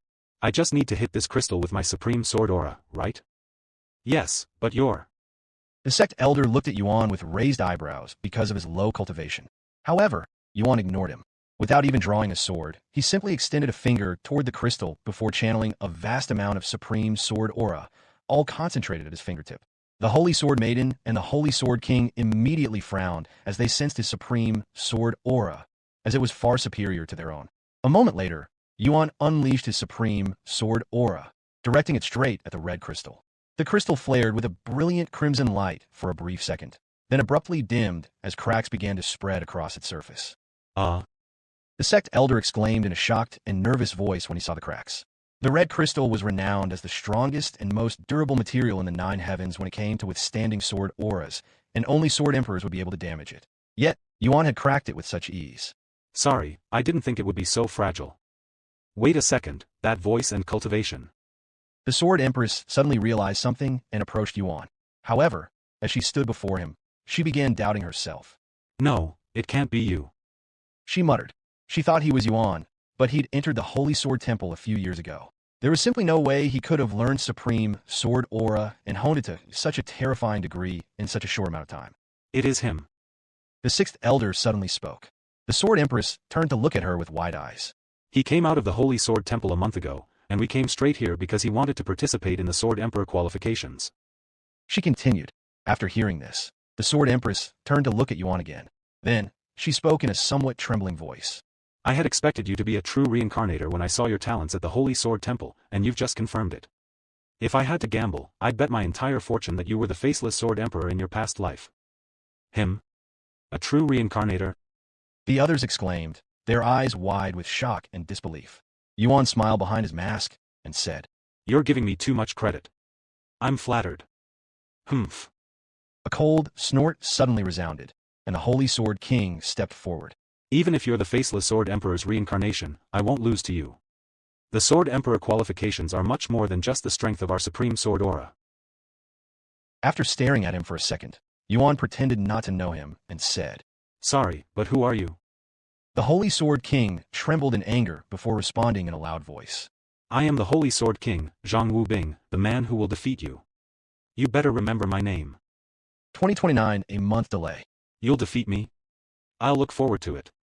Yuan calmly responded to the Holy Sword King's aggression.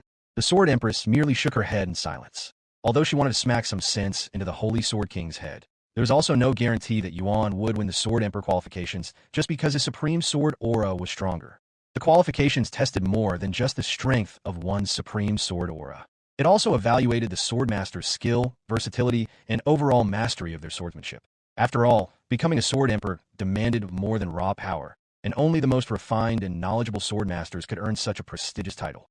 The Holy Sword Maiden silently watched the events unfold before her, her eyes staring at Yuan, feeling like she'd met him before, but she couldn't remember when. Of course, she had no idea that the man before her was Yuan, the person she'd given her sword badge to. Take this. The sect elder approached Yuan and handed him a medallion. This proves you're qualified, and you'll need it during the Sword Emperor qualifications. Thank you. And about the crystal. The sect elder turned to look at the cracked, red crystal and sighed.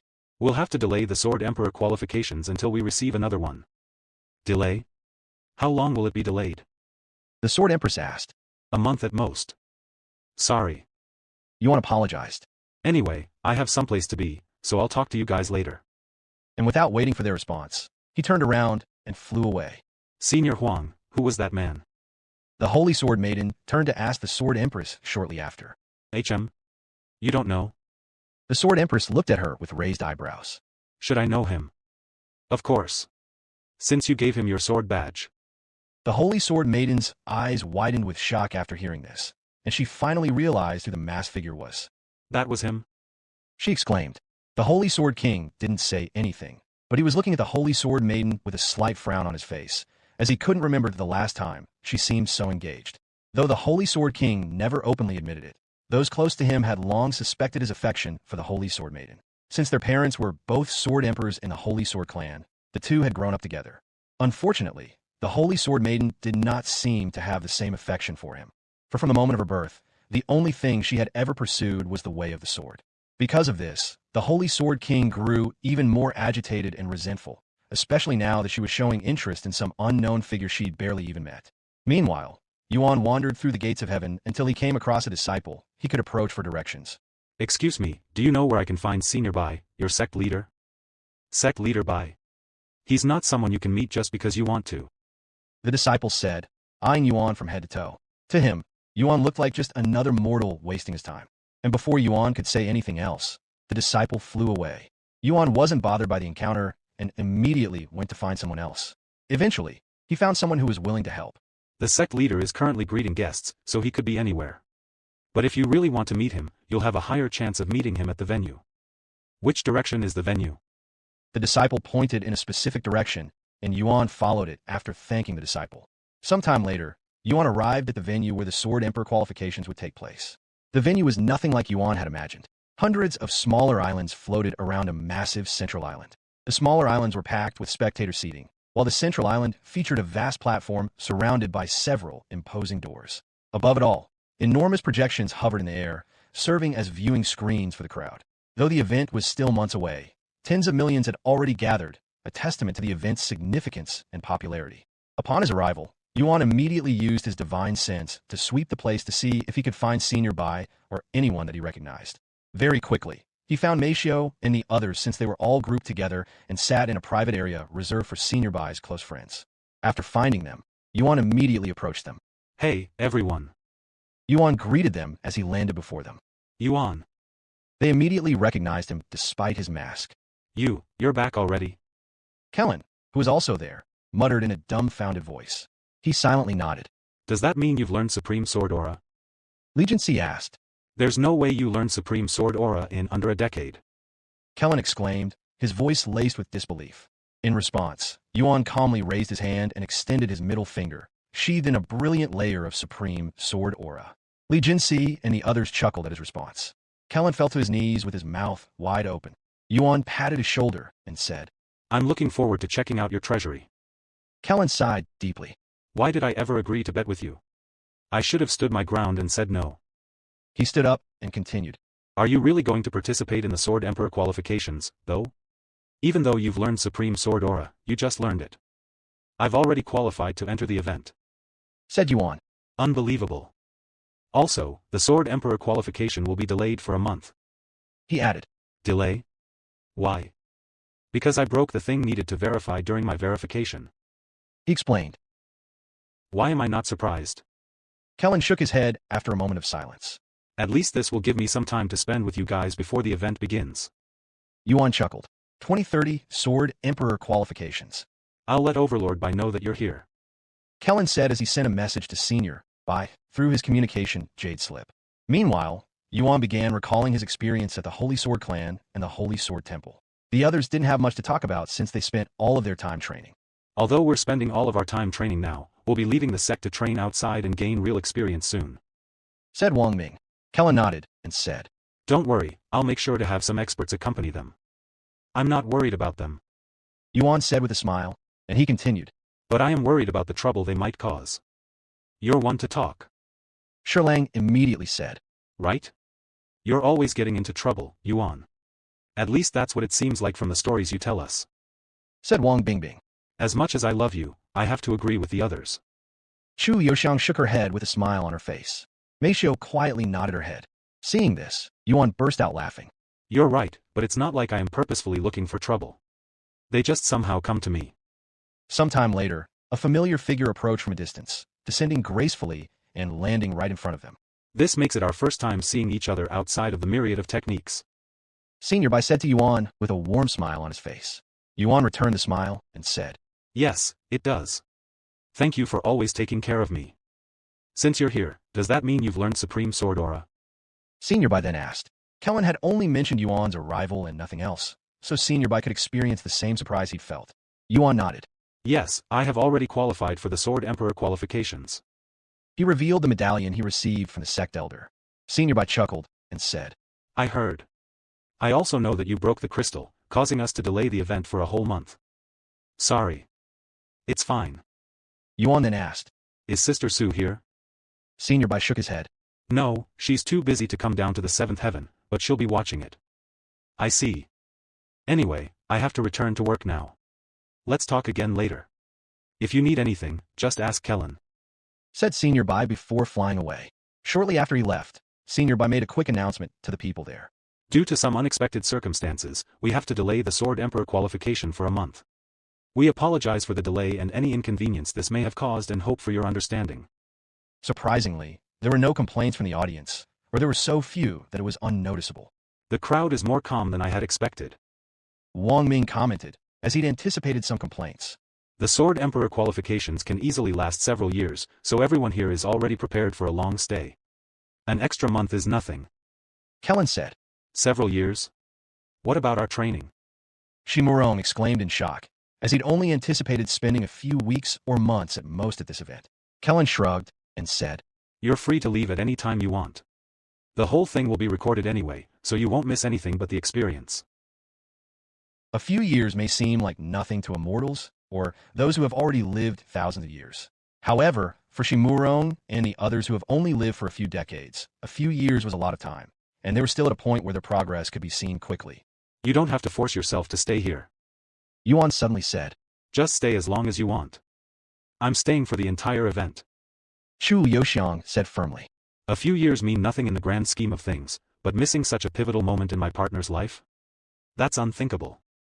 Me too. Mei Xiu added. But you don't have to force yourself to stay because we choose to stay. We all have different priorities, after all. I guess we'll see how things go. Said Wu Zhao. If it's entertaining enough, I'll stay. Otherwise, I'll just return to my training. Me too. Said Hong Xiuquan. You can't even take a small break? And you call me a training addict? Li Jinxi shook her head. Wang Bing chuckled and said. We're all training addicts. In the end, everyone but Li Jinxi, Mei Xiu, and Chu Liuxiang decided to watch until they couldn't anymore. Time passed, and 2 weeks later, while Yuan was chatting with everyone, a figure descended onto their area. Kellen raised an eyebrow after seeing this individual, and he asked, What are you doing here, Sword Empress Huang? I don't have business with you. She said before pointing to Yuan. Since we have some time, let's spar. No. Yuan immediately refused, which took her by surprise. Why not? Why should I? The Sword Emperor qualification is about to begin, and you want me to waste my energy sparring with you? If you're trying to help those two, don't bother. Yuan shook his head. What? Are you talking about the Holy Sword Maiden and the Holy Sword King? I'm not asking for a spar because I want to help those two. I just want to experience your supreme sword aura myself. She defended herself. However, Yuan refused again. If you want to spar, we can do it after I become a Sword Emperor. Sword Empress Huang's eyes widened. You speak as if you've already won. Do you really think the Sword Emperor qualification is that easy? I hope not, or it wouldn't be fun. Fun? You think this is a game? Sword Empress Huang frowned, clearly offended by his words.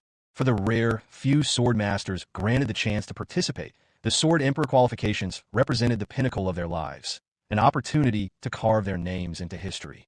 Yet Yuan spoke of it, as if it were nothing more than a casual pastime. Any sword master would have taken offense, as this was a sacred trial, not something to be taken lightly or treated as entertainment. 2031 Nine Heavens Ranking. I apologize if my words offended you, but I can assure you that I don't think of the Sword Emperor qualification as a game. Said Yuan. Humph. The Sword Empress snorted. Whatever, I've...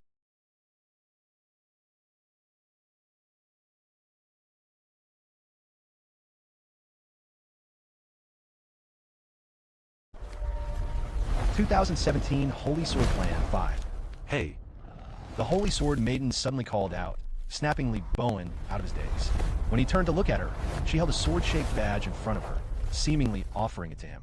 This badge looked similar to the one in Yuan's possession, but it was golden in color and had more refined details. Li Bowen's eyes widened at the sight of this badge, but before he could say anything, the Holy Sword Maiden spoke. The mortal left before I could give this to him. If he returns, give it to him for me. I promise to verify his qualifications, after all. The sword badge was akin to a referral, but it came from none other than the Holy Sword Maiden, which guaranteed Yuan's admission to the Holy Sword Temple. Yes. Li Bowen accepted the badge with stiff movements. Even someone of his stature had never touched this object before. Wait. Did you say he'd left? Li Bowen suddenly asked. Yes, he left after destroying the wall. He probably thought he'd get in trouble or something. I don't know why, but I have a feeling that he's afraid of me. I see. Li Bowen remarked in a flat voice. He couldn't tell her that it was most likely due to what he told Yuan a month ago. Anyway, I'll be leaving now. If you ever find more about that mortal, let me know. We need him in the Holy Sword clan, Said the Holy Sword Maiden. but he's already with the Celestial Overlords. Li Bowen reminded her. So what? As far as I am aware, the Celestial Overlords don't restrict their members to a single faction. And since there are no grievances between our faction, there's no reason he cannot join us as well. Most factions out there allow their members to join multiple factions to keep their numbers up, so it wasn't uncommon for someone to belong to multiple factions. Li Bowen could only silently nod his head. He recalled Yuan being at the lowest rank for the Celestial Overlords, so there was a good chance they could recruit him into the Holy Sword clan. Sometime later, the Holy Sword Maiden left the Holy Sword clan. The Holy Sword King and the others were puzzled by her abrupt departure, but they still left with her. Fuck, what am I supposed to do with this badge? If he doesn't return. Li Bowen muttered as he stared at the golden badge resting on his palm. However, he suddenly sensed a presence appear behind him like a ghost. When he turned around and saw Yuan standing behind him, Li Bowen nearly had a heart attack. Son of a bye. Sorry for startling you. You. I thought you had left. No, I only hid my presence since I didn't want to deal with the Holy Sword Maiden after what happened. I'm glad she left so quickly. Said Yuan. Li Bowen rubbed his eyes and released a stressful sigh. I told you to stay away from them, but you went ahead and caused such a scene. Yuan shrugged. Don't make it sound like it was my fault that she dragged me out of my room and forced me to do her bidding. If I had refused, it would have definitely offended her. I am not blaming you. Li Bowen said, admitting that it wasn't his fault. In fact, I am quite thankful for what you did. Like you said, things could have turned out much worse, but it didn't. Hell, the Holy Sword Maiden even approved of you. Li Bowen extended his hand toward Yuan, showing the golden badge, and continued. She has granted you permission to enter the Holy Sword Temple. Thank you. Yuan accepted the badge. Then he asked, About the wall, how much will the repairs cost? I'll pay for it. It'll cost a few 100 million spirit stones, but you don't need to worry about it. It's pretty worn out, and we've been wanting to replace it, but we got lazy. If you say so. Anyway, when do you want to head to the Holy Sword Temple? Can we go there now? Unfortunately, it'll take some time to prepare the transport, so the earliest you can go is 3 months. Then I'll leave as soon as possible. I understand. Oh, one more thing. How would you like to join the Holy Sword Temple? This isn't just my request, but also the Holy Sword Maidens. But I am already part of the Celestial Overlords. The Celestial Overlords doesn't prevent its members from joining other factions. In fact, several of our members are also members of the Celestial Overlords. There's no downside to having more backers, either. Li Bowen's words made sense to Yuan. It was common for people to join multiple factions to expand their influence. After all, having the support of several powerful backers was always advantageous. However, Yuan didn't want to just join any faction. Can you give me some time to think about it? I would like to learn more about the Holy Sword clan before I decide. He said. Li Bowen's face immediately lit up with excitement. Of course. Though there's not much to see here since we're just a small branch location, I'll try my best to answer any questions that you may have. Sometime later, Li Bowen left to get the transportation ready. In the meantime, Yuan wandered their territory. However, just as Li Bowen had warned, there wasn't much to see, much less learn there. However, he did find a library that contained the history of the Holy Sword clan, and with nothing else better to do, he started reading it. After reading several scrolls, Yuan learned some peculiar information about the Holy Sword Temple. According to the Holy Sword clan, they weren't the first owners of the Holy Sword Temple, and they'd merely acquired it from its creator, the Exalted Blacksmith. However, Yuan couldn't recall creating it. Of course, he still lacked some of Tian Shiyuan's memories, mostly of his time after becoming the god of creation. 2018 Entering the Starry Sky. After spending a few days in the library, Yuan went back to his room, where he tried to learn Supreme Sword Aura. Despite having the understanding, memories, and experience of using Supreme Sword Aura as Tian Xen, Yuan couldn't use it for some reason, almost as if his attempt was being blocked by an unseen force. After failing several times, Yuan stopped trying and began focusing on his soul strength instead. Since there was no limit to how strong his soul strength could get, it was his current priority. Time passed, and in the blink of an eye, 3 months had passed since Yuan received permission to visit the Holy Sword Temple. Once the preparations were complete, Li Bowen notified Yuan and brought him outside, where a golden carriage awaited. Naturally, this was no ordinary carriage. It was a flying treasure crafted by the Holy Sword clan, reserved for journeys to the Holy Sword Temple. The carriage will take you to the Holy Sword Temple, which will take 2 months. Also, just in case you didn't know, you still have to pass a trial to enter the Holy Sword Temple. Right now, you only have permission to visit the place and partake in the trial. Li Bowen said. Yuan nodded. I am aware. All right. Whenever you're ready. Li Bowen opened the door and gestured for him to enter. The moment Yuan stepped into the carriage, he found himself in a surprisingly spacious room, as though he'd entered another world. High-grade flying treasures like the golden carriage were crafted with spatial techniques, allowing their interiors to be far larger than their outward appearance suggested. Good luck at the Holy Sword Temple. Li Bowen said before closing the door. The golden carriage departed soon after, ascending swiftly into the skies before piercing through the clouds and vanishing into the boundless void in the blink of an eye. Inside the room, Yuan approached the window and gazed outside. Beyond the glass stretched a vast expanse of darkness, illuminated by countless flickering stars of varying sizes. Lan Yingying emerged from Yuan's dantian to look at the starry sky, since this was her first time traveling beyond the 9 heavens. So this is what the starry sky looks like up close. Lan Yingying muttered with a look of awe on her face. Feng Yuxiang and the others also appeared. I find it rather dull. Feng Yuxiang remarked. The place is mostly empty, and when you do find something, it's usually just useless rocks. That said, the starry sky holds some of the rarest and most precious treasures in the 9 heavens, so there's still reason to explore it. How does one explore the starry sky? Lan Yingying asked. Well, there are treasures out there that help you find other treasures. However, they are extremely rare and expensive. Other than that, I guess you'll just have to rely on your luck and wander the place until you find something. What if you get lost? It's hard to explain, but once you reach a certain cultivation, it's almost impossible to get lost even in the starry sky. You will instinctively know where you are and where to go. Of course, people still take precautions and have teleporting treasures just in case. Nobody is foolish enough to enter the starry sky without life-saving treasures either. Life-saving treasures? Is the starry sky that dangerous? Lan Yingying asked. Of course. With no rules in the starry sky and distances too vast to call for help, you can only rely on yourself. Feng Yuxiang said. So what happens if we encounter someone? Well, since we're in a flying treasure and won't be venturing too far away from the 9 heavens, even if we do encounter someone, it is very unlikely that anything will happen. We're also in the Holy Sword clan's signature carriage. I doubt anyone would be foolish enough to attack us. Yuan smiled and said. You'd be surprised at how many bold individuals are out there.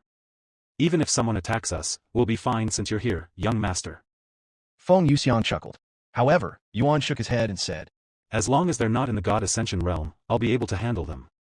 But you've already defeated several God Ascension realm cultivators. She said. No, I only destroyed their physical bodies. Yuan replied. Besides, God Ascension realm cultivators have restricted power within the 9 heavens, just as the lower heavens impose their own cultivation limits. However, that restriction will be lifted once they leave the 9 heavens. Really? I didn't know that God Ascension realm cultivators have their strength restricted in the 9 heavens. Lan Yingying said with a surprised look on her face. God Ascension realm cultivators possess the strength to shatter stars with a mere clench of their fists. If they were free to wield such power within the 9 heavens, that world would have long since ceased to exist. I can only fight God Ascension realm cultivators in the 9 heavens. Once we leave, even I am powerless against them until I learn Celestial Qi. Said Yuan. Is that so? Lan Yingying continued asking questions, her curiosity about the starry sky growing with each passing moment as she gazed out the window. It was as if she were instinctively drawn to it, like a moth to a flame. Time passed swiftly, and before they knew it, nearly 2 months had gone by. Hey. I think I see something. Lan Yingying, who had spent most of her time gazing at the void, suddenly said. What do you see? Feng Yuxiang asked as she sipped on her tea at the couch. Lan Yingying narrowed her eyes and murmured uncertainly. I think it's some kind of serpent, a white serpent. What? Feng Yuxiang raised her eyebrows. And I think it's consuming stars. What? The moment Yuan heard this detail, he stopped cultivating at once and sprang to his feet, rushing to the window. And sure enough, when he looked outside, he saw a tiny, serpent-like entity drifting through the void. Wherever it passed, the flickering stars vanished, almost as if they were being devoured. It can't be. Yuan murmured in disbelief. 2019 white serpent in the starry sky. Yuan could scarcely believe his eyes as he watched the white serpent drift through the starry sky, devouring stars in its wake. Xingrui.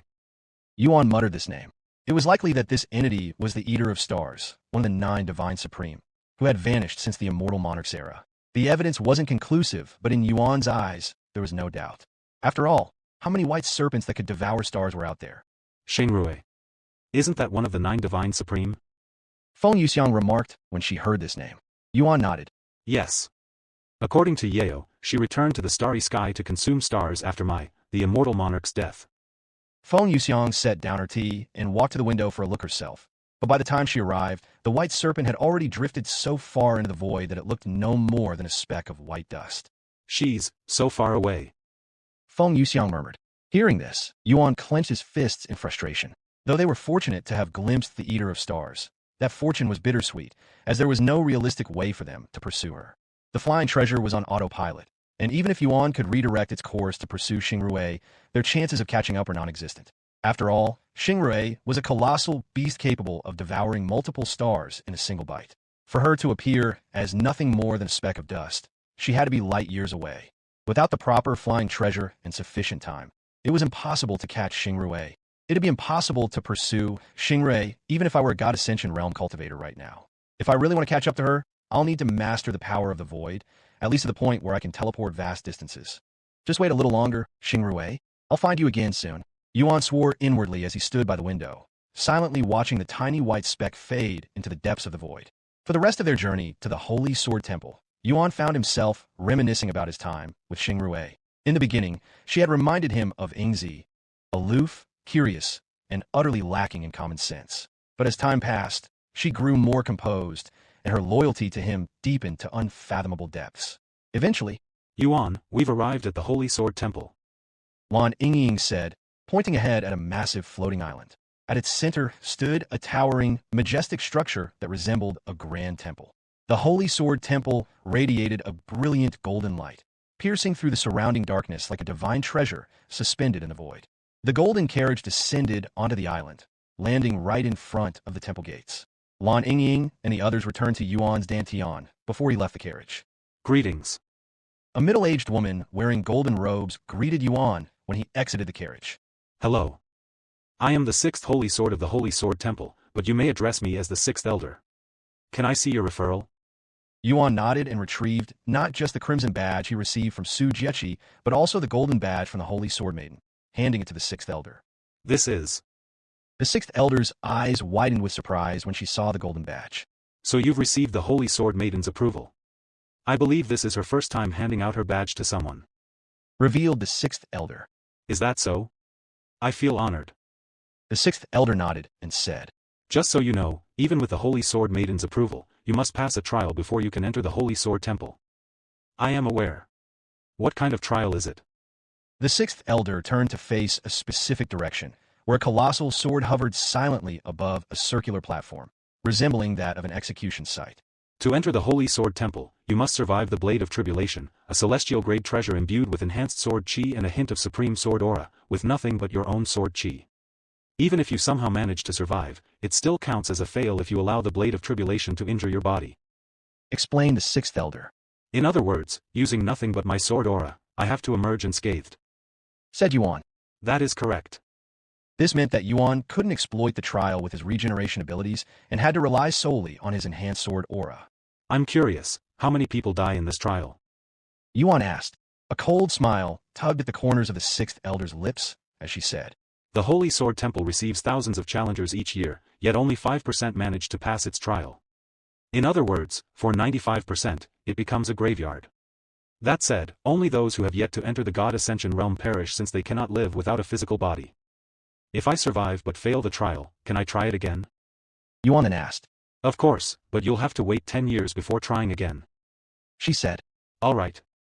Let's get this over with. Yuan said as he approached the platform. Are you sure? Everyone is given a month to prepare. She stopped him. He nodded. I am sure. If you say so. The moment Yuan stepped onto the platform, an overwhelming pressure crashed down upon him, and that was merely the natural aura of the Blade of Tribulation. Yuan raised his head to gaze at the blade, a mysterious smile forming on his lips. The Holy Sword clan likely wouldn't believe him even if he told them, but this wasn't his first time seeing the Blade of Tribulation. After all, he was the one who forged it when he was the Exalted Blacksmith. In fact, the Blade of Tribulation was crafted during the God of Creation ceremony. 2020 Holy Sword Temple. Whenever you're ready to begin the trial, activate your sword aura and use it to protect your body. Said the 6th Elder after Yuan stepped onto the platform. The Blade of Tribulation won't attack unless it senses your sword aura. Yuan silently nodded in acknowledgement and took a moment to prepare himself. Then, without hesitation, he unleashed as much enhanced sword aura as he could muster. The sixth elder's eyes widened with awe when she sensed Yuan's enhanced sword aura. No wonder she gave him her sword badge. The sixth elder finally understood what caused the Holy Sword Maiden to approve of him. In response to Yuan's sword aura, the Blade of Tribulation began to tremble. Then, within moments, it unleashed its own enhanced sword aura. And then, as if heralding an execution, the blade descended from the sky, hurling itself toward Yuan with terrifying speed. Since the trial required him to endure the attack using only his enhanced sword aura, Yuan concentrated solely on that. He remained motionless, calmly awaiting the blade's descent. Half a second later, the blade reached Yuan, colliding with his enhanced sword aura. Despite its powerful descent, the Blade of Tribulation came to an abrupt halt the moment its tip touched his aura, frozen in midair. But it didn't end there, and the Blade of Tribulation suddenly surged with an even greater wave of enhanced sword aura, this time laced with a faint trace of supreme sword aura. Yet, Yuan remained firm, his enhanced sword aura unwavering. How long do I have to resist this sword? Yuan turned to look at the sixth elder. When the Blade of Tribulation stops its attack. She responded. Even without waiting for the end results, the sixth elder could tell that Yuan was going to pass the trial with ease the moment she sensed his sword aura. His enhanced sword aura was the most powerful she'd ever seen, and she'd met a lot of sword masters, including sword emperors. Sure enough, exactly 30 seconds after its descent, the Blade of Tribulation withdrew its enhanced sword aura and silently returned to its place in the sky. Congratulations on passing the trial, said the sixth elder. You are the first mortal in history to have ever succeeded, not that there were any mortals before you who'd attempted it. Yuan calmly walked off the platform and said, So, when can I enter the Holy Sword Temple? Only one person is allowed inside the Holy Sword Temple at a time, and someone is currently training inside. She explained. There's also a waitlist, Anne. She stopped there and retrieved a jade slip to look at the contents inside, before continuing. You are currently 149th on the list. Yuan's jaw dropped after hearing this. He was never told about a wait list, which could take years if not longer. Noticing his expression, the sixth elder explained. There's no strict time limit, but once you step outside, your training is considered complete. Also, there's no opportunity to rest once you're inside, so most cultivators only remain in the temple for a few years at a time before coming out to recuperate. That's too long. I don't have the time to wait for my turn. Is there nothing that can be done? Unfortunately, that's just how the Holy Sword Temple was set up. There's nothing we, the Holy Sword Clan, can do about it, either. However, there is one way to move up the waitlist. How? Yuan instantly inquired. You can try swapping places with the next person on the waitlist. It has happened before, but it's extremely rare and often involves some sort of payment. Yuan rubbed his eyes and muttered. What a pain in the ass. Since most cultivators who trained at the Holy Sword Temple were immortals, waiting a few hundred years to enter one of the 9 heavens' most effective training grounds was a small price to pay. But Yuan didn't have that kind of time. The sixth elder then continued. It just so happens that the person who is supposed to go next is already at the Holy Sword Temple. We can talk to them about a potential position swap, and if you want to increase your chances of even having a negotiation, you should make an offer. Who is this individual? Knowing a bit more about them would help me prepare a suitable offer. Yuan said. This person is the sect leader of the Sword Descending Pavilion. Unfortunately, I can't tell you what he wants since we don't like prying. In that case, can you see if they're willing to negotiate? The sixth elder flew away the next moment. While she was away, Yuan pondered what he should do if the negotiations failed. If the sect leader even wanted to negotiate at all. I really don't want to leave empty-handed after spending so much time and effort getting here, but there's really nothing I can do if I have to wait for my turn. It's not like I can force my way inside, either. He sighed out loud. The sixth elder returned about 15 minutes later, and before Yuan could even ask her about the negotiation, she silently shook her head. I see. Yuan sighed. Was there truly nothing he could do but wait for his turn? After another sigh, Yuan spoke. Do you think I can take a look at the Holy Sword Temple before I leave? The sixth elder nodded. If it's just looking around, there's no harm in that. Follow me. Yuan followed the sixth elder to the Holy Sword Temple, which was only a few minutes away. Once he was standing before the majestic Holy Sword Temple, a sudden wave of nostalgia surged within Yuan. It's a pity, but it seems like I am not fated to train here today. A few moments later, Yuan turned around and began walking away. Rumble. However, before he could take even 2 steps, the ground began to tremble, prompting Yuan to turn around, just in time to see the doors of the Holy Sword Temple slowly begin to open. 2021 Holy Sword Temple 2. The door is opening. The sixth elder mumbled. However, she didn't think it had anything to do with Yuan and figured it was just a coincidence, that the person inside was finished with their training. In the very next moment, the sixth elder watched as someone emerged from the Holy Sword Temple. No, they were launched out, as if forcefully ejected. What the? The sixth elder followed the figure flying through the air with wide eyes. Fuck. The individual shouted as they steadied themselves after being thrown from the Holy Sword Temple. Once Yuan got a clear look at her, he saw an extraordinarily beautiful woman with shimmering silver hair and radiant jade green eyes. Then, she exclaimed in a loud voice. What the fuck was that about? Senior. The sixth elder didn't understand where the woman's anger came from. It was not uncommon for people to exit the Holy Sword Temple in ridiculous fashions, and she'd seen it many times. That doesn't count. The woman suddenly said. Excuse me. I said that doesn't count. I was forcefully ejected from the Holy Sword Temple, so I didn't come out on my own free will. I'm going back inside. W8. Even if you're the Sword Empress, you cannot. Shut up. I just told you that I was forcefully removed, said the woman, who turned out to be a Sword Emperor, a Sword Empress since she was female. Even after one learns Supreme Sword Aura and becomes a Sword Emperor, the Holy Sword Temple remains an excellent training ground to further improve their Supreme Sword Aura, hence why Sword Emperors continue to return to the place, even after they achieve their title. But that's not possible. The Holy Sword Temple doesn't even have such a function. We've been managing the Holy Sword Temple for several eras now, but the only people it has ejected are those who have become corpses. You should know that since you're also part of our Holy Sword clan. The sixth elder exclaimed. Surprisingly, the silver-haired also belonged to the Holy Sword Temple. She's one of the 3 Sword Emperors in the Holy Sword clan. Yuan thought to himself as he watched the situation unfold. I know, but I am telling you that's what happened. Why would I lie about this? It's not like this is my first time entering the temple, said the Sword Empress.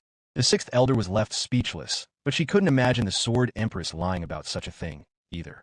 Unfortunately, regardless of the circumstances, once you leave the Holy Sword Temple, you are not allowed to enter again until your next turn, she said a moment later. Son of a bitch. The Sword Empress cursed again.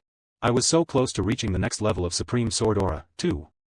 The Sword Empress suddenly snapped her head at Yuan and shouted. What the fuck are you looking at, huh? Senior, let's not take your anger out on a junior. Your reputation is already in the gutters because of your foul mouth, the sixth elder said as she shook her head. That's bullshit. He was staring at me so intensely, so I told him off. Yuan couldn't deny that he had been staring at her, though it was because of her potty mouth that was so out of place for someone of her stature and graceful appearance. I apologize. I didn't mean to stare. Yuan apologized. The Sword Empress suddenly narrowed her eyes and asked. Have we met before? No, I don't think so. What's your name? Yuan. The Sword Empress fell silent, seemingly in deep thought.